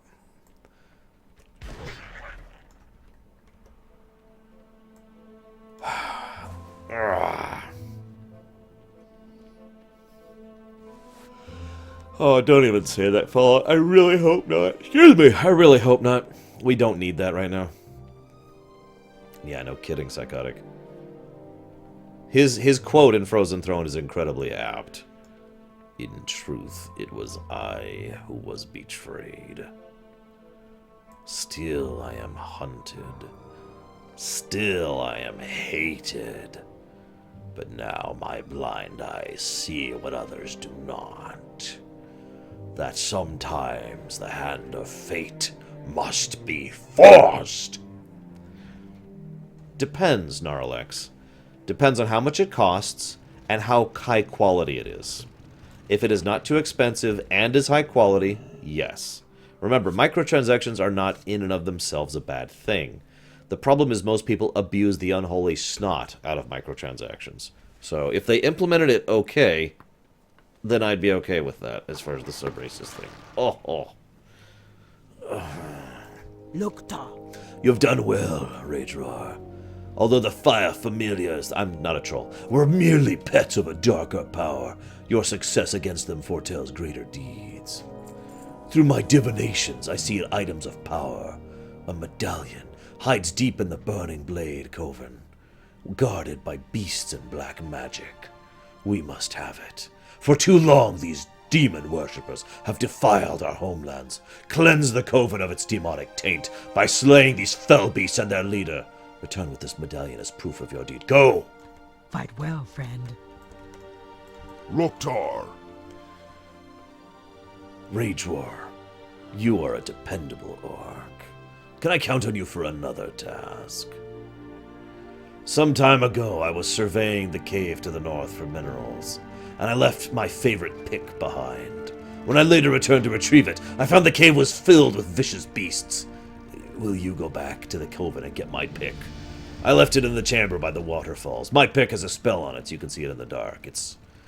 Don't have to worry about finding it. It's just what guarding it. For the Horde. Yeah, I've heard a lot of weird rumors too, Backstage. Strength and honor. From your description of the beast, I believe you must be speaking of Sarkoth. It's no wonder Hanazuo was overtaken by it. Aid will be dispatched to him immediately. Trouble yourself no more with Hanazuo's plight. However, I must say I am most impressed to hear you brought Sarkoth to death. It is a feat to be proud of, Rage Roar. And that you would fight for a stranger's honor, while other tasks occupy your own time, your own honor is heightened. Strength. So...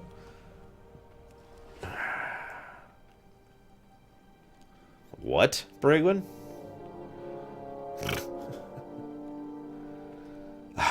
Do I have the Moonkin? I don't think I do. Hang on. Pretty sure I don't. See, I think I have the Cinder Kitten. About that. I think that's it. Yeah, I have not actually purchased any of the, Oh, wait, the Moonkin isn't... That one, hang on. Nope, I don't have either of them.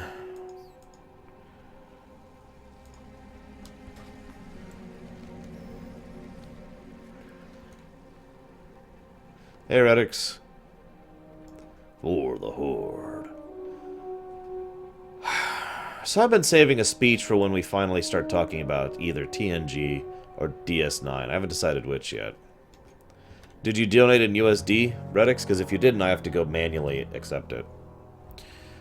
And yeah, I don't think Sylvanas would ever bring that back.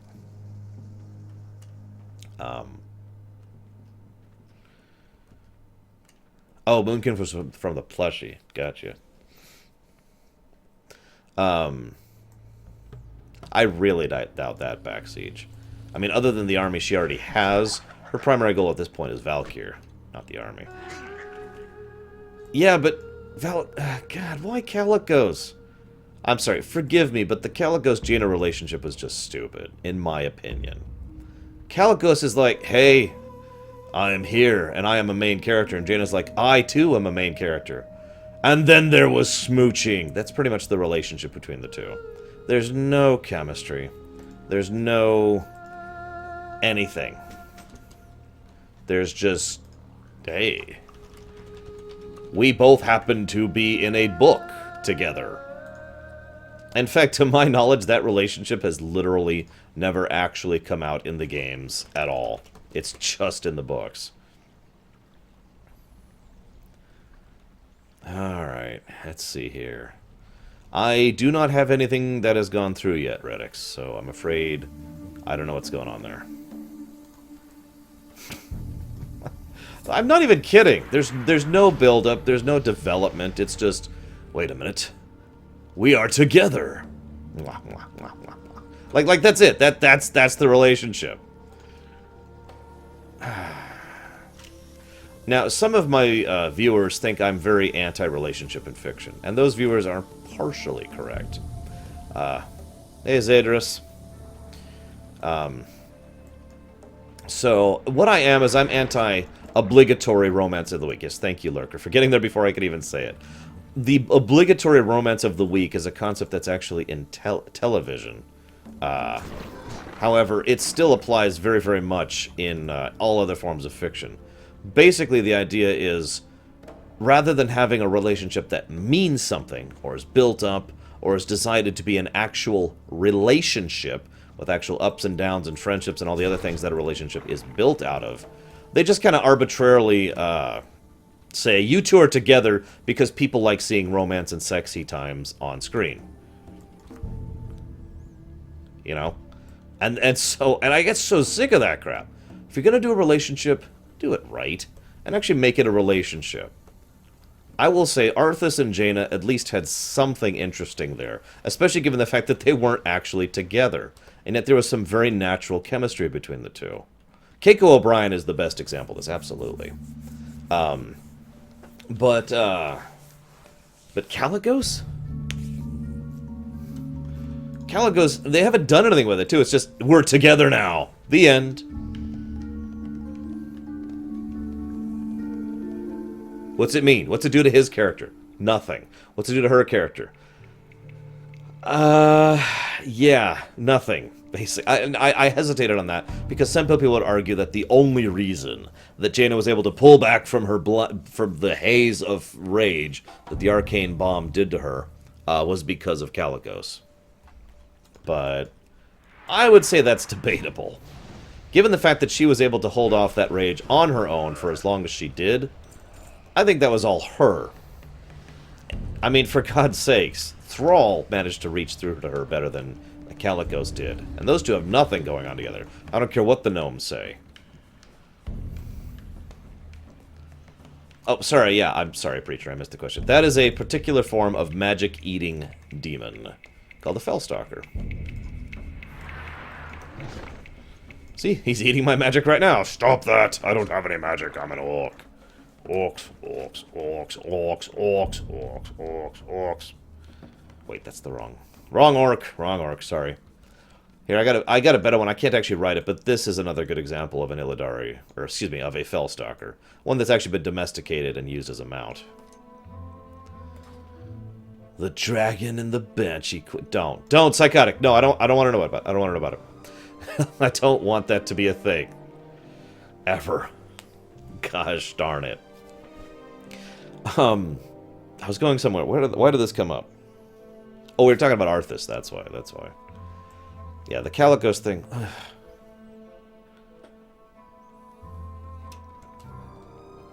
In fact, I'm kind of curious of something. No, hang on a second.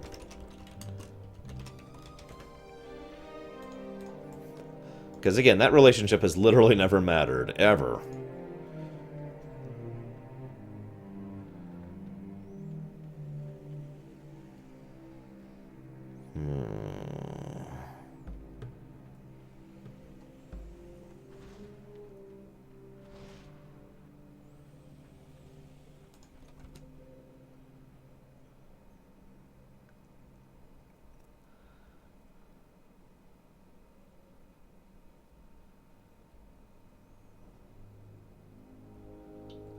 Yeah, that's what I thought. Oh, God, I hate that scene. I hate war crimes so much. The book, I mean. Speak, friend. Anyways, have you entered the Burning Blade Coven, Ragor? Did you find my pick? Great, you've got it. Thanks a lot. This is my favorite pick. Now, if the peons ever finish chopping down those trees, maybe we can find a nice cave to mine. Go forth to victory. Strength and honor.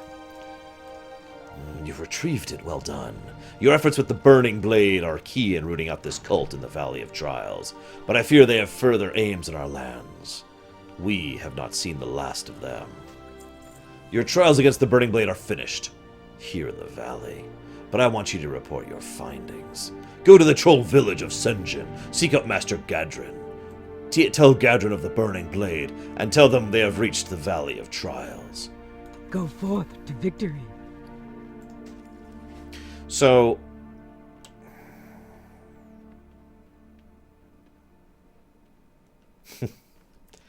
I admittedly have yet to find another MMO that's really hooked me the way WoW has. There are others I play, but not quite the same way. So I just want to destroy your brains really quick. Sorry. So in War Crimes, the book that I don't like, throughout most of the book there's this undercurrent melodrama plot about how Jaina is wanting to kill all orcs. That's a slight exaggeration. But basically she's been extremely antagonistic. And Kalecgos is like getting more and more pissed off about it as a result of that. And it gets to the point where the two of them actually have an argument, a drama argument in the middle of the event in front of everyone, which is already embarrassing and stupid, and fake drama, I might add. And then she realizes that she must let go of her hatred for Kalecgos. Or, I mean, she must let go of her hatred, for Kalecgos. And so she kisses Kalecgos, and they embrace, and together she overcomes her hatred of the orcs because of that kiss. And the two of them renew their relation. Oh, by the way, they broke up. Sorry, I forgot to mention, they broke up earlier. And they renew their relationship in front of everyone. And it's such an incredibly badly written scene. I get where they were going with it, but man, it was terribly presented. And it's another one of those flip the switch kind of a things. Some writers do not know how to do gradual transitions. In other words, they want a character to start here and end here. So what they do is they go, da, da, da, da, da, da, and then they're over here just instantly. And that's exactly what happened in that section. Thank you, Black Gape Horn. I'm hoping you're enjoying it. War Crimes is the book, Permeus. Yeah, in the middle of the court hearing. What was War Crimes done by? Hang on. Blah, blah, blah, blah, blah, blah, blah.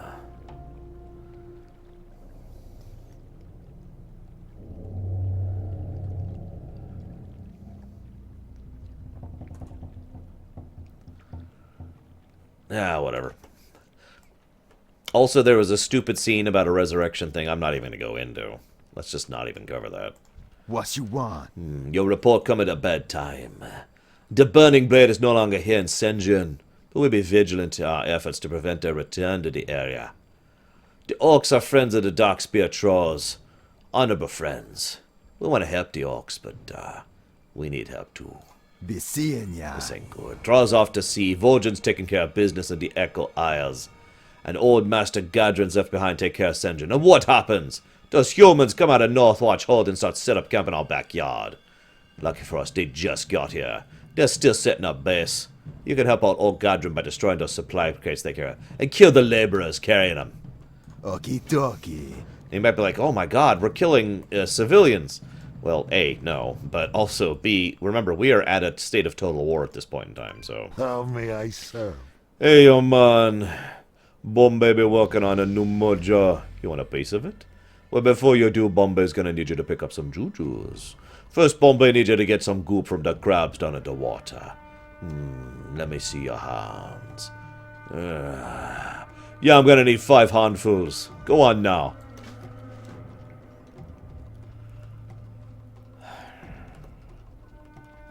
I agree with what Lilu said. There are times when the flip the switch can work, but I imagine that my original statement is understandable, is why I mean it usually is considered bad writing. Usually. Rather than having it be like some significant event or some part of the character thing or something that was presented or prepped for or whatever, it's just, and then suddenly he's different. Like, I want you to imagine, yeah, I think you're right, Permeus. I want you to picture, like, just da-da-da-da-da-da. Oh, I will kill all humans! Kill all humans! But not until I'm done in Broadway! That's pretty much what that actually is like in action. It's just that awkward and poorly done and terrible.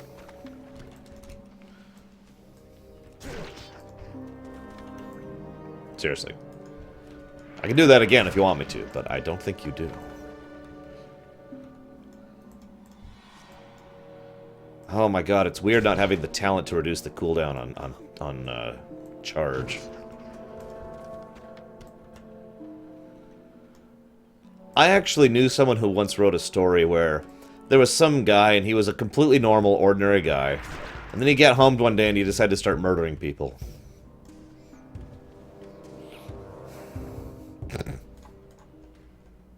And, yeah.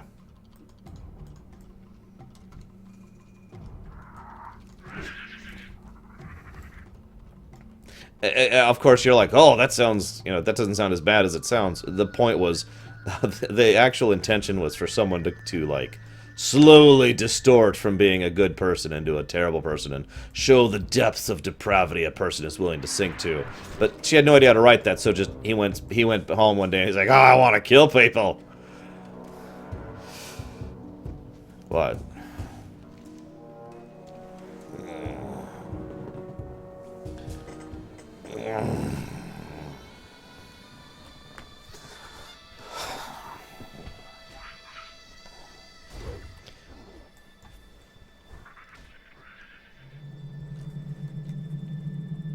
There's a site for that.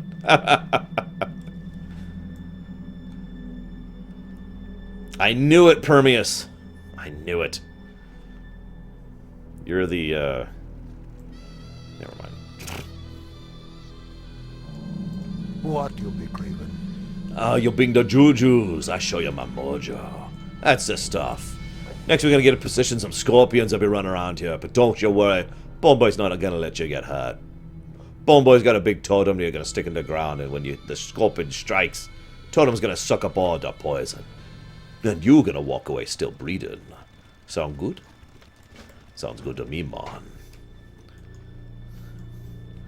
For the Horde, man. For the Horde.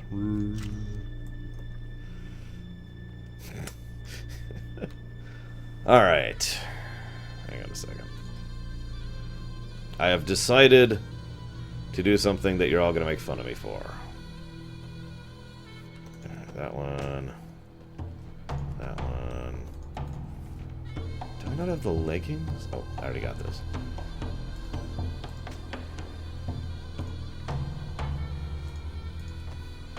There we go. Alright.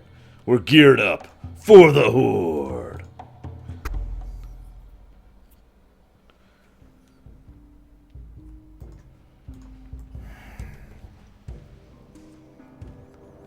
But no shirt. Because we're an orc. I don't feel like I need to explain that any.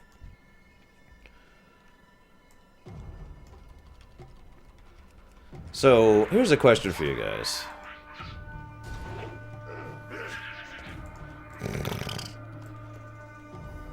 I actually think I've heard of that movie. Oh, right, I'm supposed to use the totem. Whoops, whoops, whoops.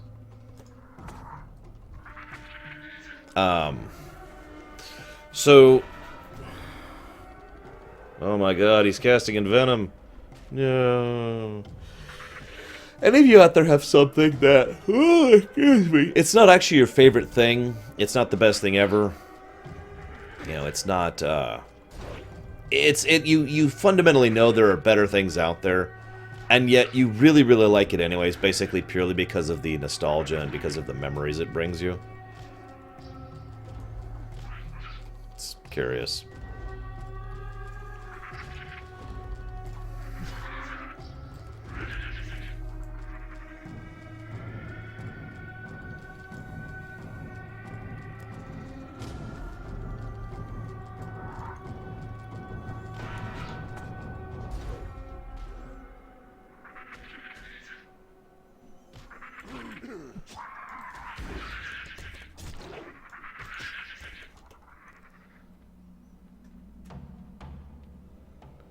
Yeah, they do, Stukov. Which sucks, but whatever.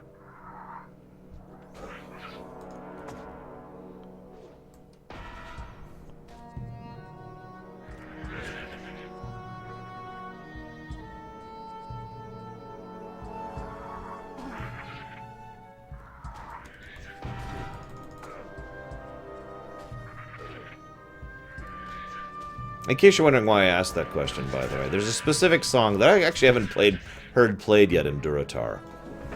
And because of that song alone, I tend to associate Durotar with fond memories more than anything else. And every time I hear it, I'm like, ah, this is amazing. I actually heard it earlier on our Goblin when we were going through Durotar, and I was just like, it just hit me right in the feels, you know what I mean?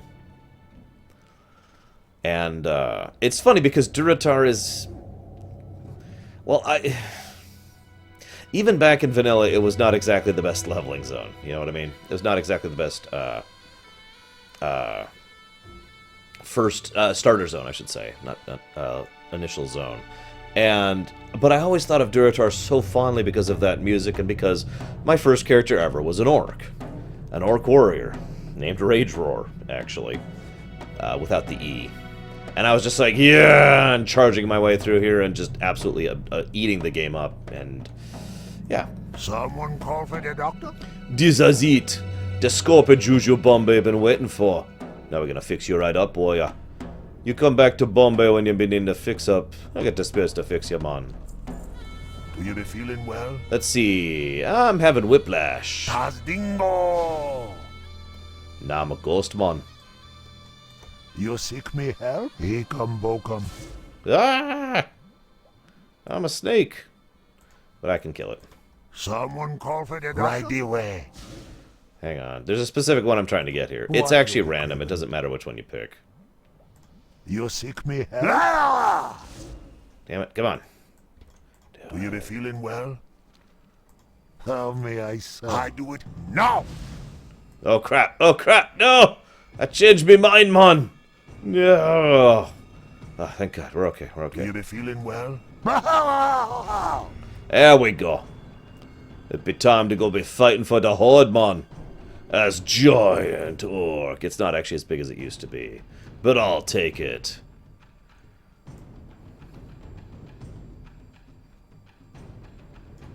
I remember pretty much all of my initial characters. Bleakheart was the name of my first warlock, the undead warlock I mentioned earlier.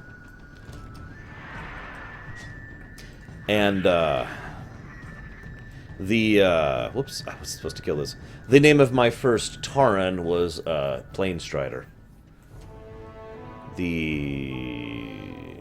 Which one? Psychotic?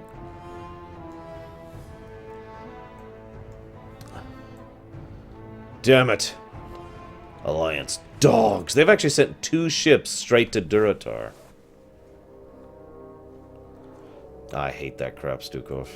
I've hated that crap for years. Freaking bastards. It's not drugs, sort of. It's just a concoction of voodoo made from frog mucus and scorpion poison.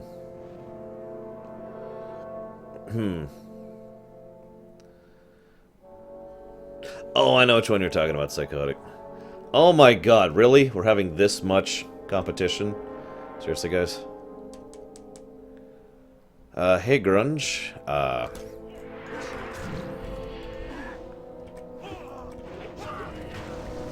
Almost didn't get all 3. I didn't get all 3. You gotta be kidding me. Guys, you need... I'm just gonna wait. I'm just gonna wait. I'm gonna get in line. Apparently, Hylisk.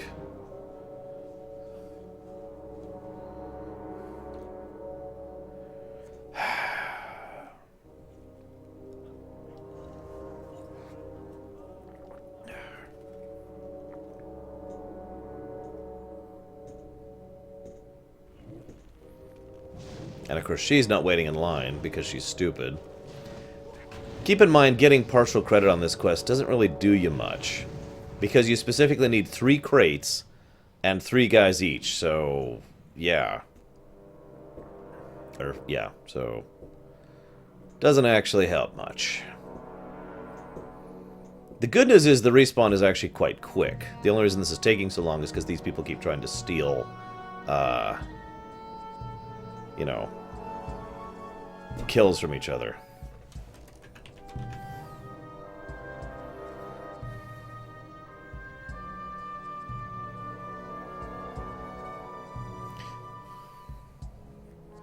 Nah, I'll just let him take the kills. See what I mean about the respawn? Go ahead and get your fill, buddy. Okay, that orc can go to hell.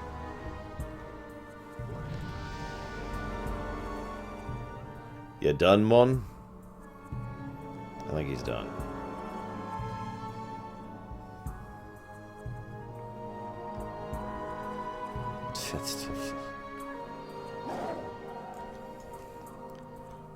Normally I'd be asking how it happened to Grunge, but I don't want to pry. All I can say is that, speaking as having someone who has actually lived on the street before, yes, really, I sympathize.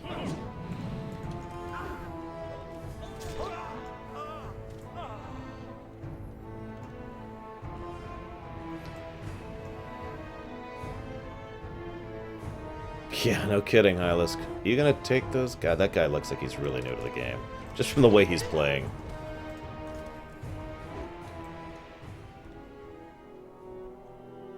Yeah, he's new to the game. I'll say, hey, Samurai. For the Horde. Welcome to Rage Roar. The greatest of all roars who are raging.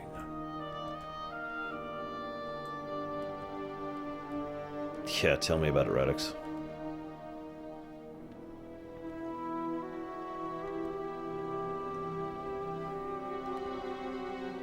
I don't know about that one, Psychotic.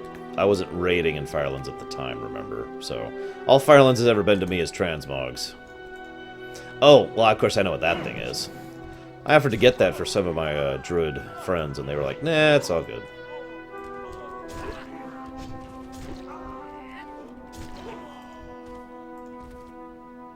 Alright. The time be coming, man. I'm curious if Samurai looks badass in the cloak.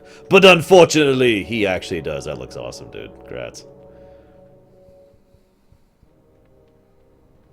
And yeah, same coat style.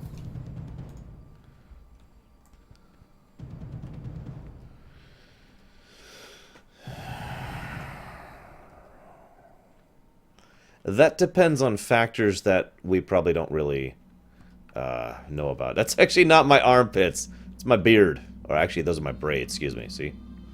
My braids. So, how many starter zones are left? I think we only actually have the two main ones in Kalimdor. Night Elf and Pandaren, which I know isn't actually Kalimdor, but whatever. Relax. Well, we stymied their efforts for now, but they're still here. We have to press on, Reddraw. Northwatch is a highly defended stronghold southwest of here, along the harbor. It's a strategically located stronghold the Horde still struggles to overtake. We don't need a human setting up another Northwatch in Durotar. Sweep through the valley. Kill. Later. Oh, humans! Hello. No Fallout, there is not. Yes, we're doing all of Kalimdor first, then we're doing all of East Kingdoms first. And assuming I would keep on pace, we'll be probably doing Night Elf Starter Zone tomorrow. There's humans in the west. They don't just want to camp out in Durotar, mon. They got bigger plans. And those plans involve taking our homes and leaving our skulls on pikes. Well, I'm not having it. Nope. Not law. I got family here in Senjin, and I'll be damned if I let one of those brutes put Tassi's head on a stick. They got bigger plans written down there, man. Big scrolls, real important looking. We gotta burn those scrolls before they burn us. Be seeing ya. Death to the humans! And to the living! I mean... no, that's totally frickin' what I mean. So, this is interesting because in vanilla, there was no human settlement over here. There was a little up north, but we'll talk about that when we get there. This was actually a centaur encampment. And we were trying to deal with a very small tribe of centaurs that was basically a harassment. They weren't a big deal threat.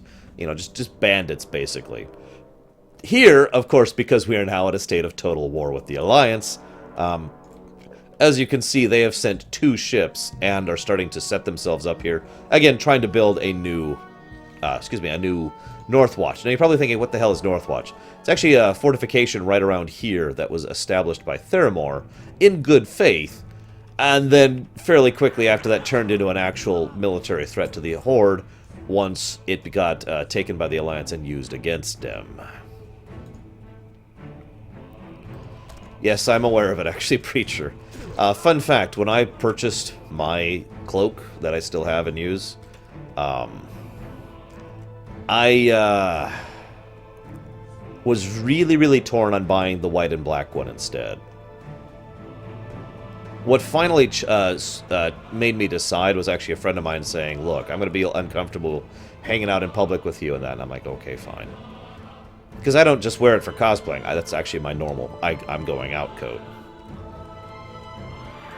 Because I'm me. I don't know what else to say about that.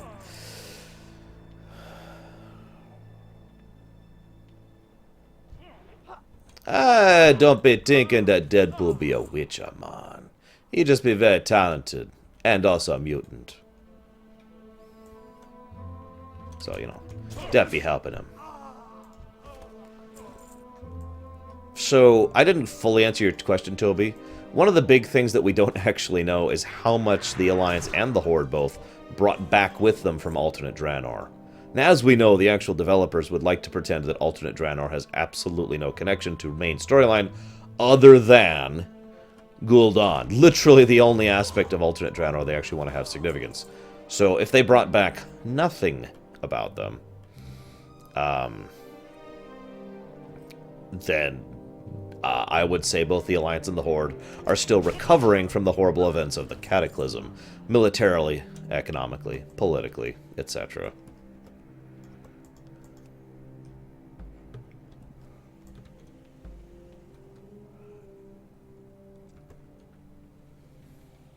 Like, I mean, I couldn't give you a full, and they have exactly a 40% readiness, but they're still recovering, from what I understand.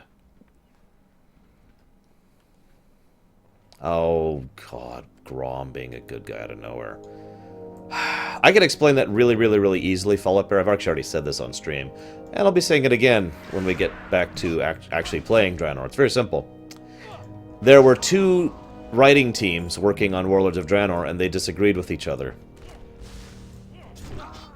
Seriously, doesn't it just explain everything? Vol'jin being the war chief had better be changing some things. But to me, we don't actually really know. The Horde and the Alliance have basically not actually interacted with each other since he became war chief. So, your guess is as good as mine.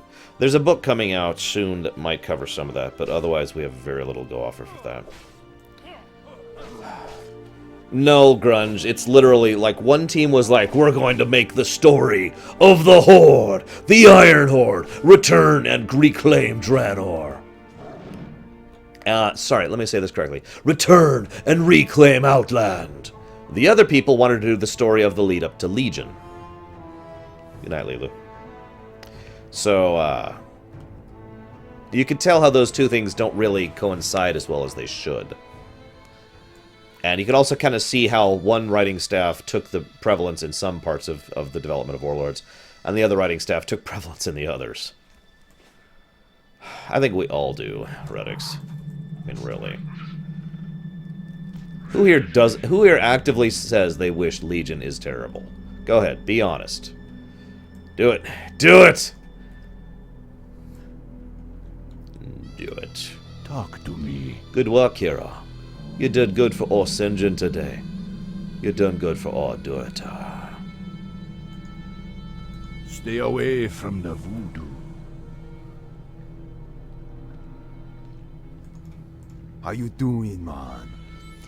A battle well fought, warrior, but I still have my doubts about our effectiveness. These humans don't want to be going anywhere. You, however, have done more than anybody could be reasonably asked of the member of the Horde. Thank you. Ding. We gotta pass on word to Razor Hill. The humans may be defeated today, but tomorrow they'll come again. And when they do, we need help from the Orcs. Be seeing ya. Dun dun dun. That's two dings in this city. Why don't we go and take a ding, like, right here? Whoops, that's the wrong button. I'm really angry.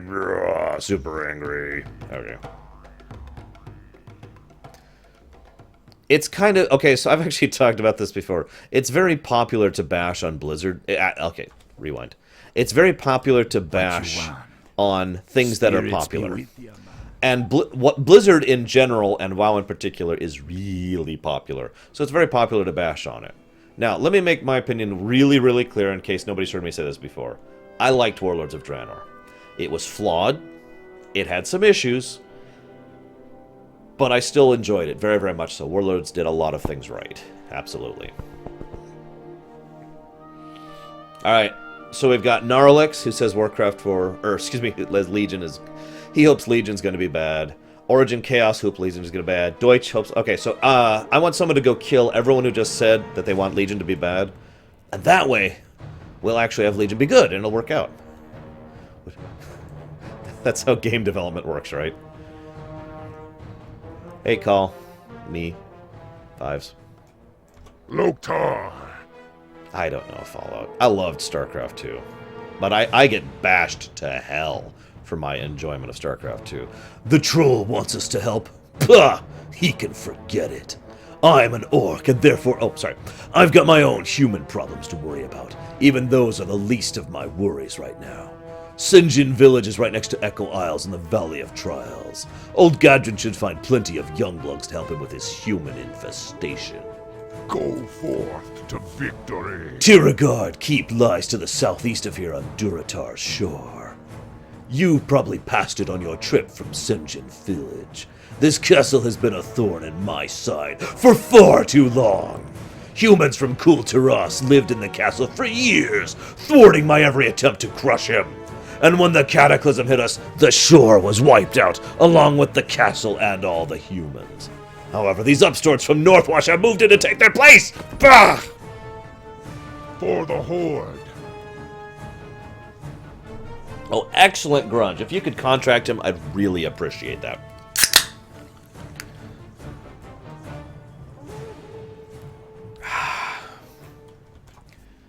So yeah, Northwatch Hold used to contain the remnants of the Kul Tiras people who were here trying to mercilessly kill all orcs because, well, because Admiral Proudmoore couldn't quite get past the idea that orcs were anything other than demonic monsters, to put it bluntly. I kind of see where he's coming from, but yeah. So I want to point out something. You notice how there's a Tauren and a Troll as the actual soldiers and guards here? Also, there's an Orc and a Troll. This is a nice little bit of gameplay and story integration. So, towards the middle part of Pandaria, it got to the point where there were no Trolls or Taurens left at all in Orgrimmar, and all of the troops were Orcs. Once Garrosh was actually felled, and, you know, deposed, and Vol'jin became the new war chief, instead, now we see a huge variety of troops all over the place. So we see Orcs and Tauren and Trolls and all sorts as the defenders of Orgrimmar and of the Durotar area, rather than just Orcs. And I like that. It's a nice little touch. Also, yes, we're going shirtless this entire run with our Orcs. Strength and honor. Ah, right. We're not going to do that quest. Go forth to victory.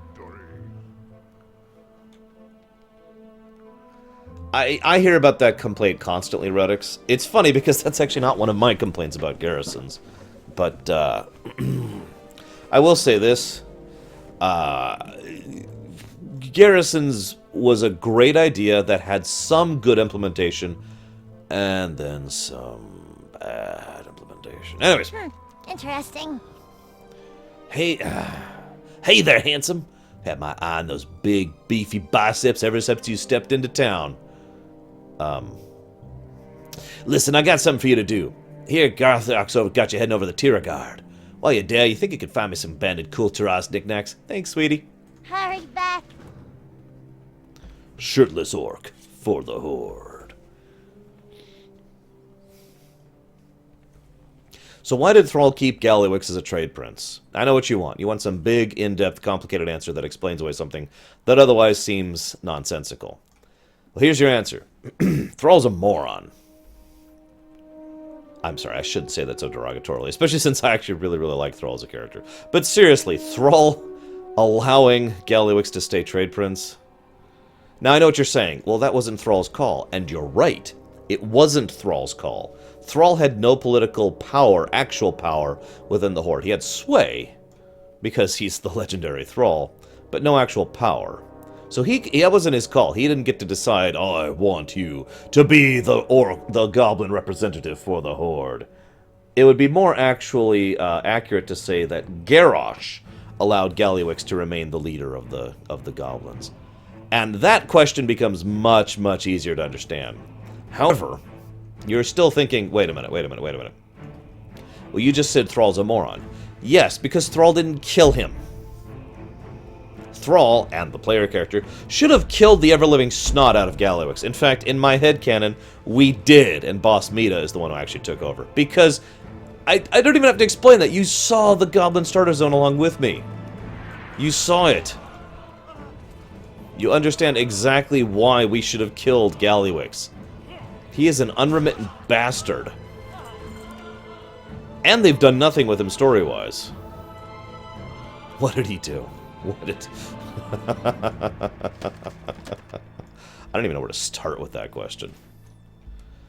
Let's go ahead and start with the fact that after extorting you, the player character, and the other goblins on Kazan, which was exploding at the time, I feel like pointing out, for all that you owned, he then sold you... I shouldn't say that. He then enslaved you and was planning on selling you as slaves in the future. Slaves! He enslaved us after we gave him all our money. No? That's not enough? Okay. Okay. You're right. When he was a lot younger and not actually in power, one of the things he did was he was like, you know, I really want to be a bigger person. You know, I want to have more power as a goblin. So what I'd like to do is I'd like to go and kill the unholy crap out of everything. No, I'm kidding. That's not what he did, because that's not how he thinks. No. What he did was he slowly bought his way into the actual trade prince by buying out his land, buying out his troops, buying out his terrain. Basically just buying out everything from the trade prince from under him, including his daughter. I want to keep in mind for a moment that his daughter... Yeah, no kidding, Permius. We were way stronger than he is. I want to also point out that he and his daughter... I'm saying this wrong. Gallywix and the Trade Prince's daughter... Not Gallywix's daughter. Were actually sweet on each other. They're actually... They had a nice relationship going, right? You're like, oh, that's nice. Yep, it was pretty nice. So once he actually took over, the very next thing he did was he banished her and her father, the actual Trade Prince, from Goblin territories. Oh, and just to make sure, he then hired an assassin to go kill him. And then he fired the assassin rather than paid them. Gallywix is just a terrible, terrible person who should die the end. There's just... I will brook no argument on this matter. No, that's a lie. I can totally brook argument on the matter. You just won't convince me, because I want him to die.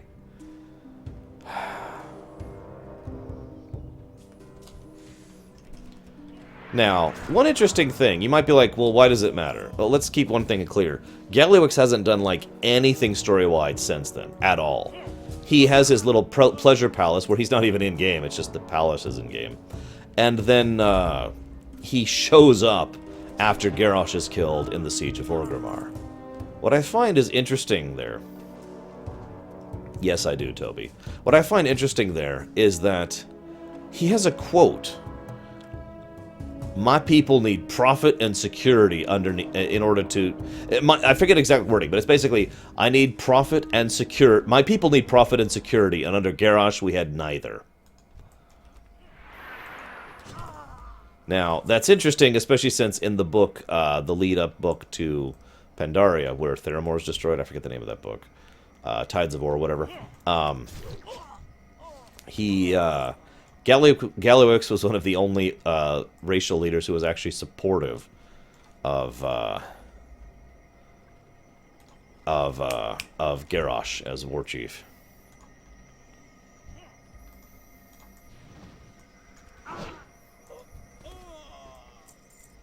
Okay, I think I've killed enough human scum for today.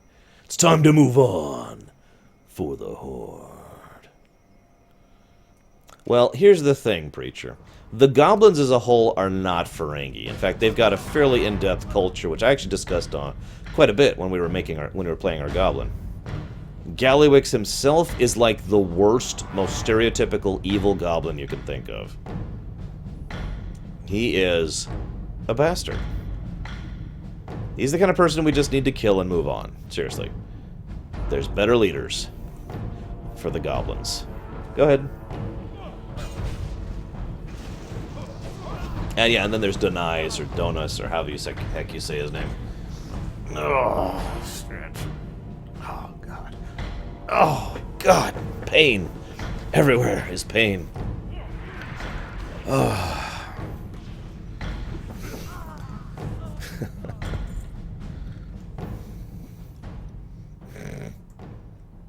See, Redix and I have very different opinions of the goblins, because I don't think the goblins are terrible, horrible bastards.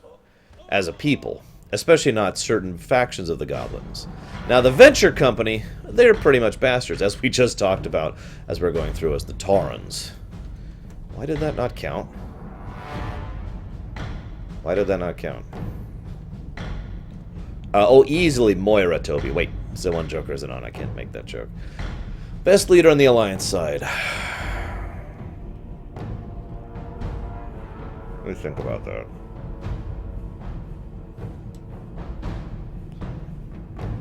Oh, that's why it didn't count. Wasn't even the right NPC. I just saw a guy spawn up there, and I'm like, I wasn't even paying attention. Well, Magni's not a leader anymore. So, doesn't actually count anymore. I don't know. I think, for me, Redix, Gallywix is like one of the most severe individual examples of stereotypical goblins. Like I said, the Venture Company is pretty messed up. Like, all the Venture Company is like that. But, yeah. There's plenty of goblins who are way better people than that. Anyway, so, moving on. Best leader on the Alliance. I don't count Malfurion because I don't count him an Alliance leader. He really isn't. He is a Cenarian Circle leader. He has almost no actual political affluence within the Alliance at this point in time. That's all Tyrande. She is the head of state. Malfurion's busy off trying to save the world. That is how many times we've heard the word mortal said throughout the run. Big filthy. Tyrande's a warmonger, so no. Moira is a very intelligent villain. I actually like her a lot, but I don't, I don't think she's, like, the best leader. Muradin is probably my actual pick, in all honesty. So, I'm trying to think who else there. Greymane, who's that leave? Mechatork, who, as I've already said... So, yeah, no, it's Muradin. Muradin's my only answer. Muradin's the only possible answer there.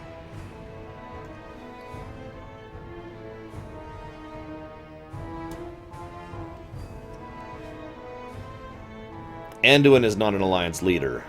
Yet.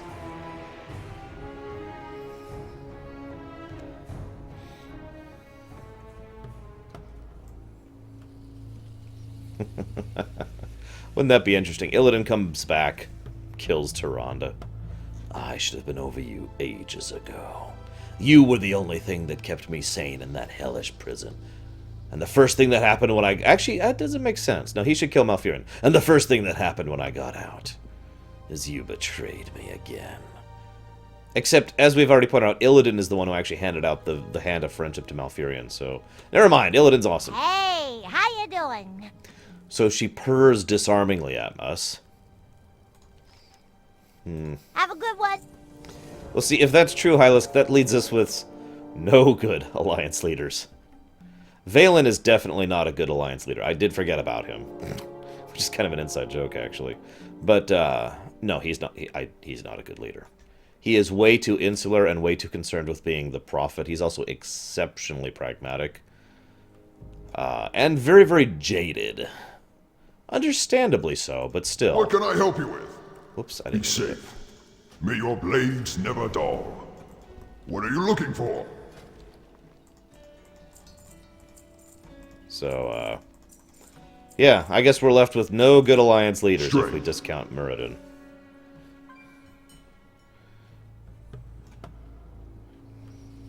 I agree Murad would have been a decent leader. A little too eager in certain things, but still a decent leader overall. What do you need? Word of your bravery travels fast, warrior. Tales of your victory at Tiragard Keep will be heralded in Orgrimmar. Somehow I doubt that. Now that the humans are out of our hair for a bit, we can move on to more pressing matters. Mechatork, Toby. The Cataclysm utterly decimated Durotar's eastern coast. You saw the wreckage it made of Tiragard. The devastation was even worse on the coast east of here. After the first wave, the beach was overtaken by angry elementals that came from the sea. I sent grunts to take care of it, but the onslaught was too much. I'm guessing you'll have a little more luck than they did. Go with honor. See you around again, Samurai. Raytheon. Hey, Marley. Gratz, I think?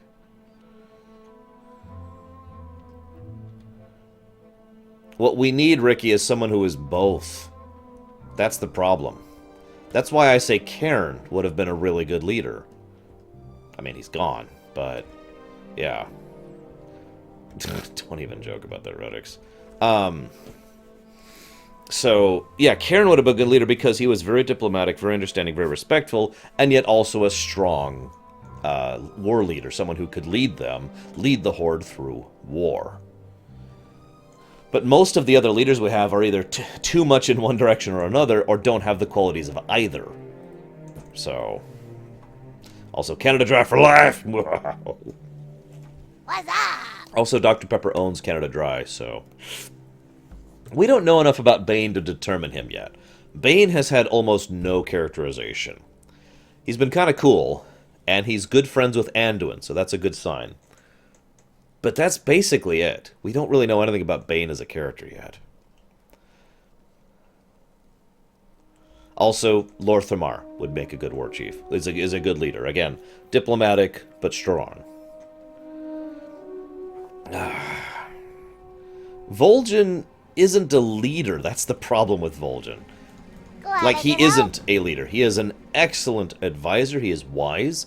He can think long-term, but he has trouble giving orders. He has trouble actually taking command. He doesn't want command at all, so I'll admit maybe he'll grow into it. And he is an amazing frontline fighter. He is also an amazing backline fighter, by which I mean he's a shadow hunter. He's the kind of guy who goes behind enemy lines and wins the war for you. That's his thing. He is also very, very talented with his particular work with the Loa. So, Vol'jin has yet to demonstrate any actual leadership traits. He might be a good leader, who knows? But I think that decision was a little bit hasty. In fact, there's exactly one quote that pissed me off when they voted for when Thrall's like Thrall basically told Vol'jin that he should be the new war chief. He said, "You are the ones who held the Horde together in my absence." And I was actually you've got to help me. The elementals, they're stronger than they look, and they come in waves.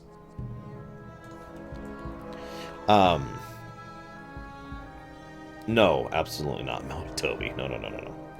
God, I'm actually getting hit with more questions than I can answer. What a weird problem. So, okay, I gotta concentrate. Rewind. Where was I? When they were announcing Vol'jin was the guy who actually, you kept the Horde together. I was actually in the same room as my sister when we were watching that cutscene. And we both had the exact same reaction at the exact same time, which was, no you didn't! We kept the Horde together! Like, both of us had the exact same reaction. It's actually really funny. Here you go, Redics. Here's your money. And it's true. Vol'jin didn't do jack. He led the Darkspear Rebellion. Yeah, no. He got his people to revolt up against Garrosh. Credit where credit is due. And he fought in that actual rebellion. Credit where credit is due. And we undermined the Horde from within and kept the Horde together and actually fought the rebellion and actually besieged Orgrimmar without him. We did that. And I don't know about you guys, but I was already pissed off enough the last time Blizzard took something we accomplished and attributed it to a frickin' NPC. Varian Onyxia. No, we did that.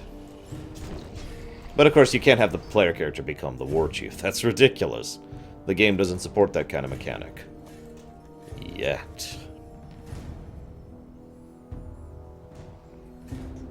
Well, I found this sword called Frostborn Deutsch. I've got a good feeling about it.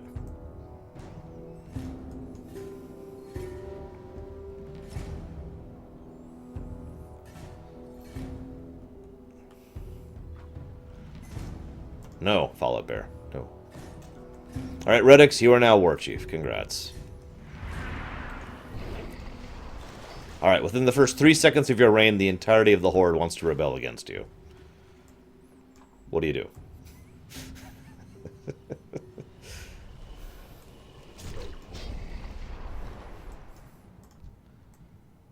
By the way, this is actually the beginnings of a rather long-term plot arc that will be going throughout pretty much all of Cataclysm. It can be best described as the elements are angry. So the thing is, some people automatically assume the elements are on the side of the old gods, and that's a logical thing to assume. It is wrong, but it does make a fairly large amount of point. Or a fairly large amount of sense, excuse me. But the reality is the elements are just doing their own thing. They always have. They can be bargained with just like anyone else. The reason Ragnaros and Alakir both worked with N'Zoth in this particular situation was because both of them agreed with what he was doing and would be allowed to do what they wanted in bargain for their aid.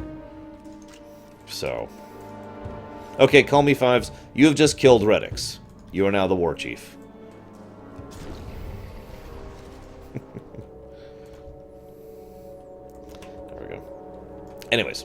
But the elements, when the Cataclysm happened, when Deathwing shattered the barriers between the lands, the actual elemental planes, which remember are a subplane, not different dimensions or whatever, and the prime physical territory, Azeroth, the barriers between the two blurred significantly. There's actually literally physically places in Azeroth where the elemental plane can be walked into now because of how much those lines have been blurred.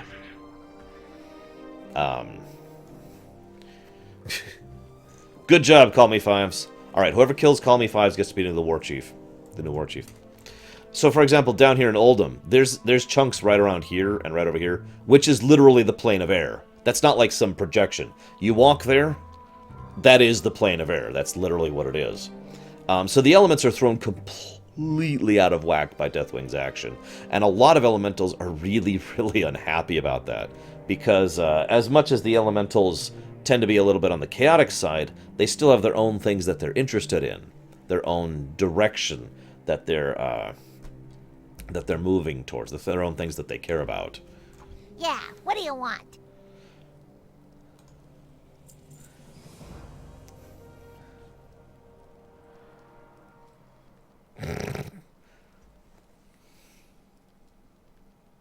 Okay, so to continue this quest line, so this goblin has been like, "Hey, sweetie, you want to go get me some gold? Oh, wonderful. You want to go get me some tools?" And then after that, she's like, "Oh, sweetie, I just remembered.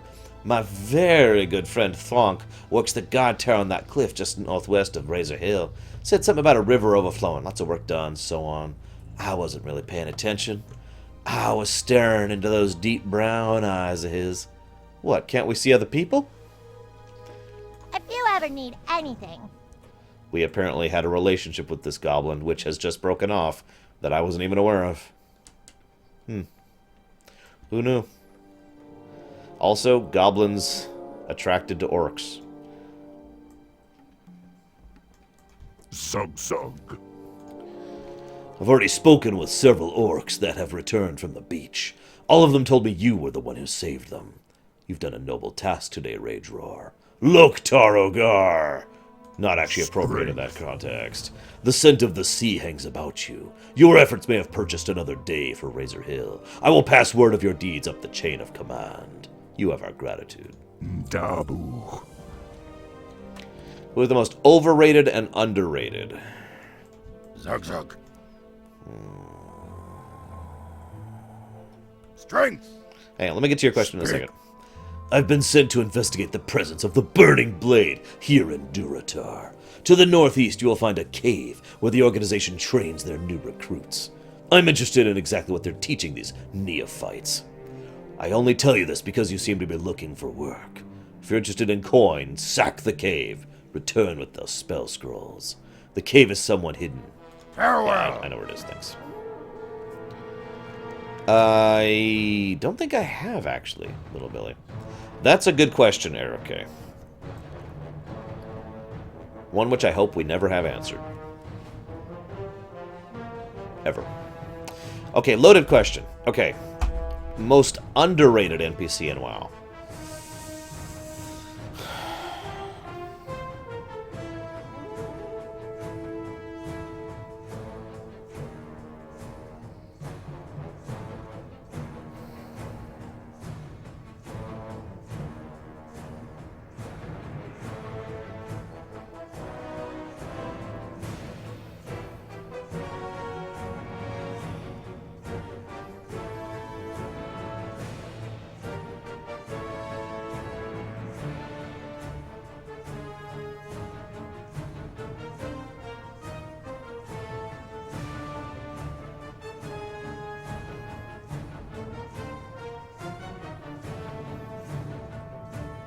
I want to go with Lore Master Cho.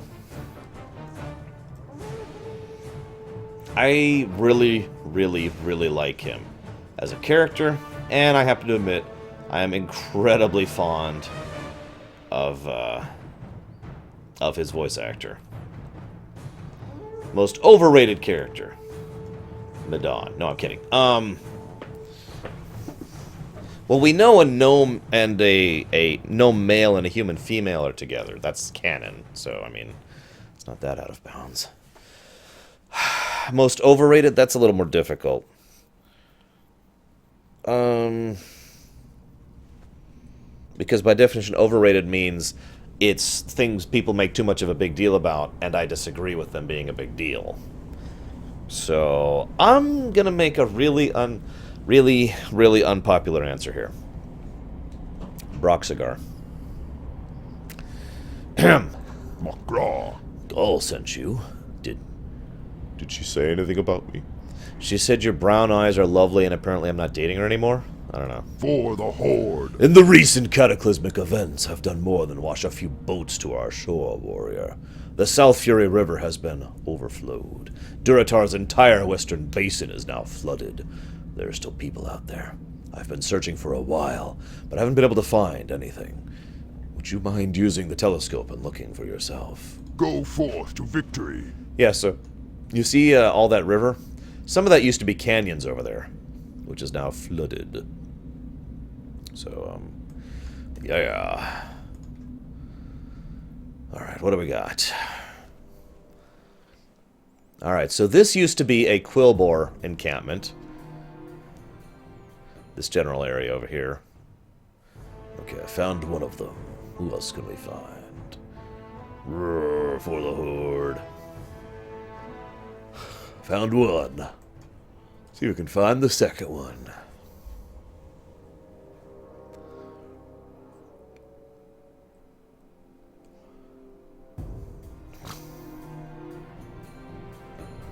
I don't see any orcs there, but...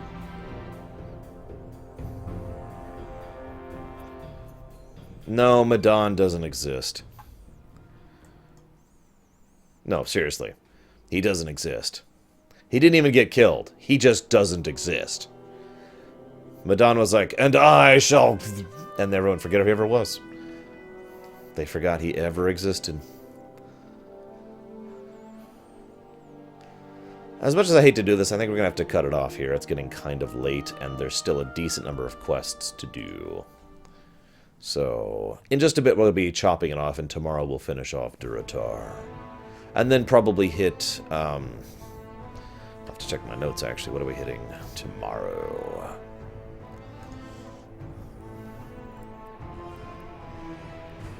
There he is. Looks like we can probably hit, hang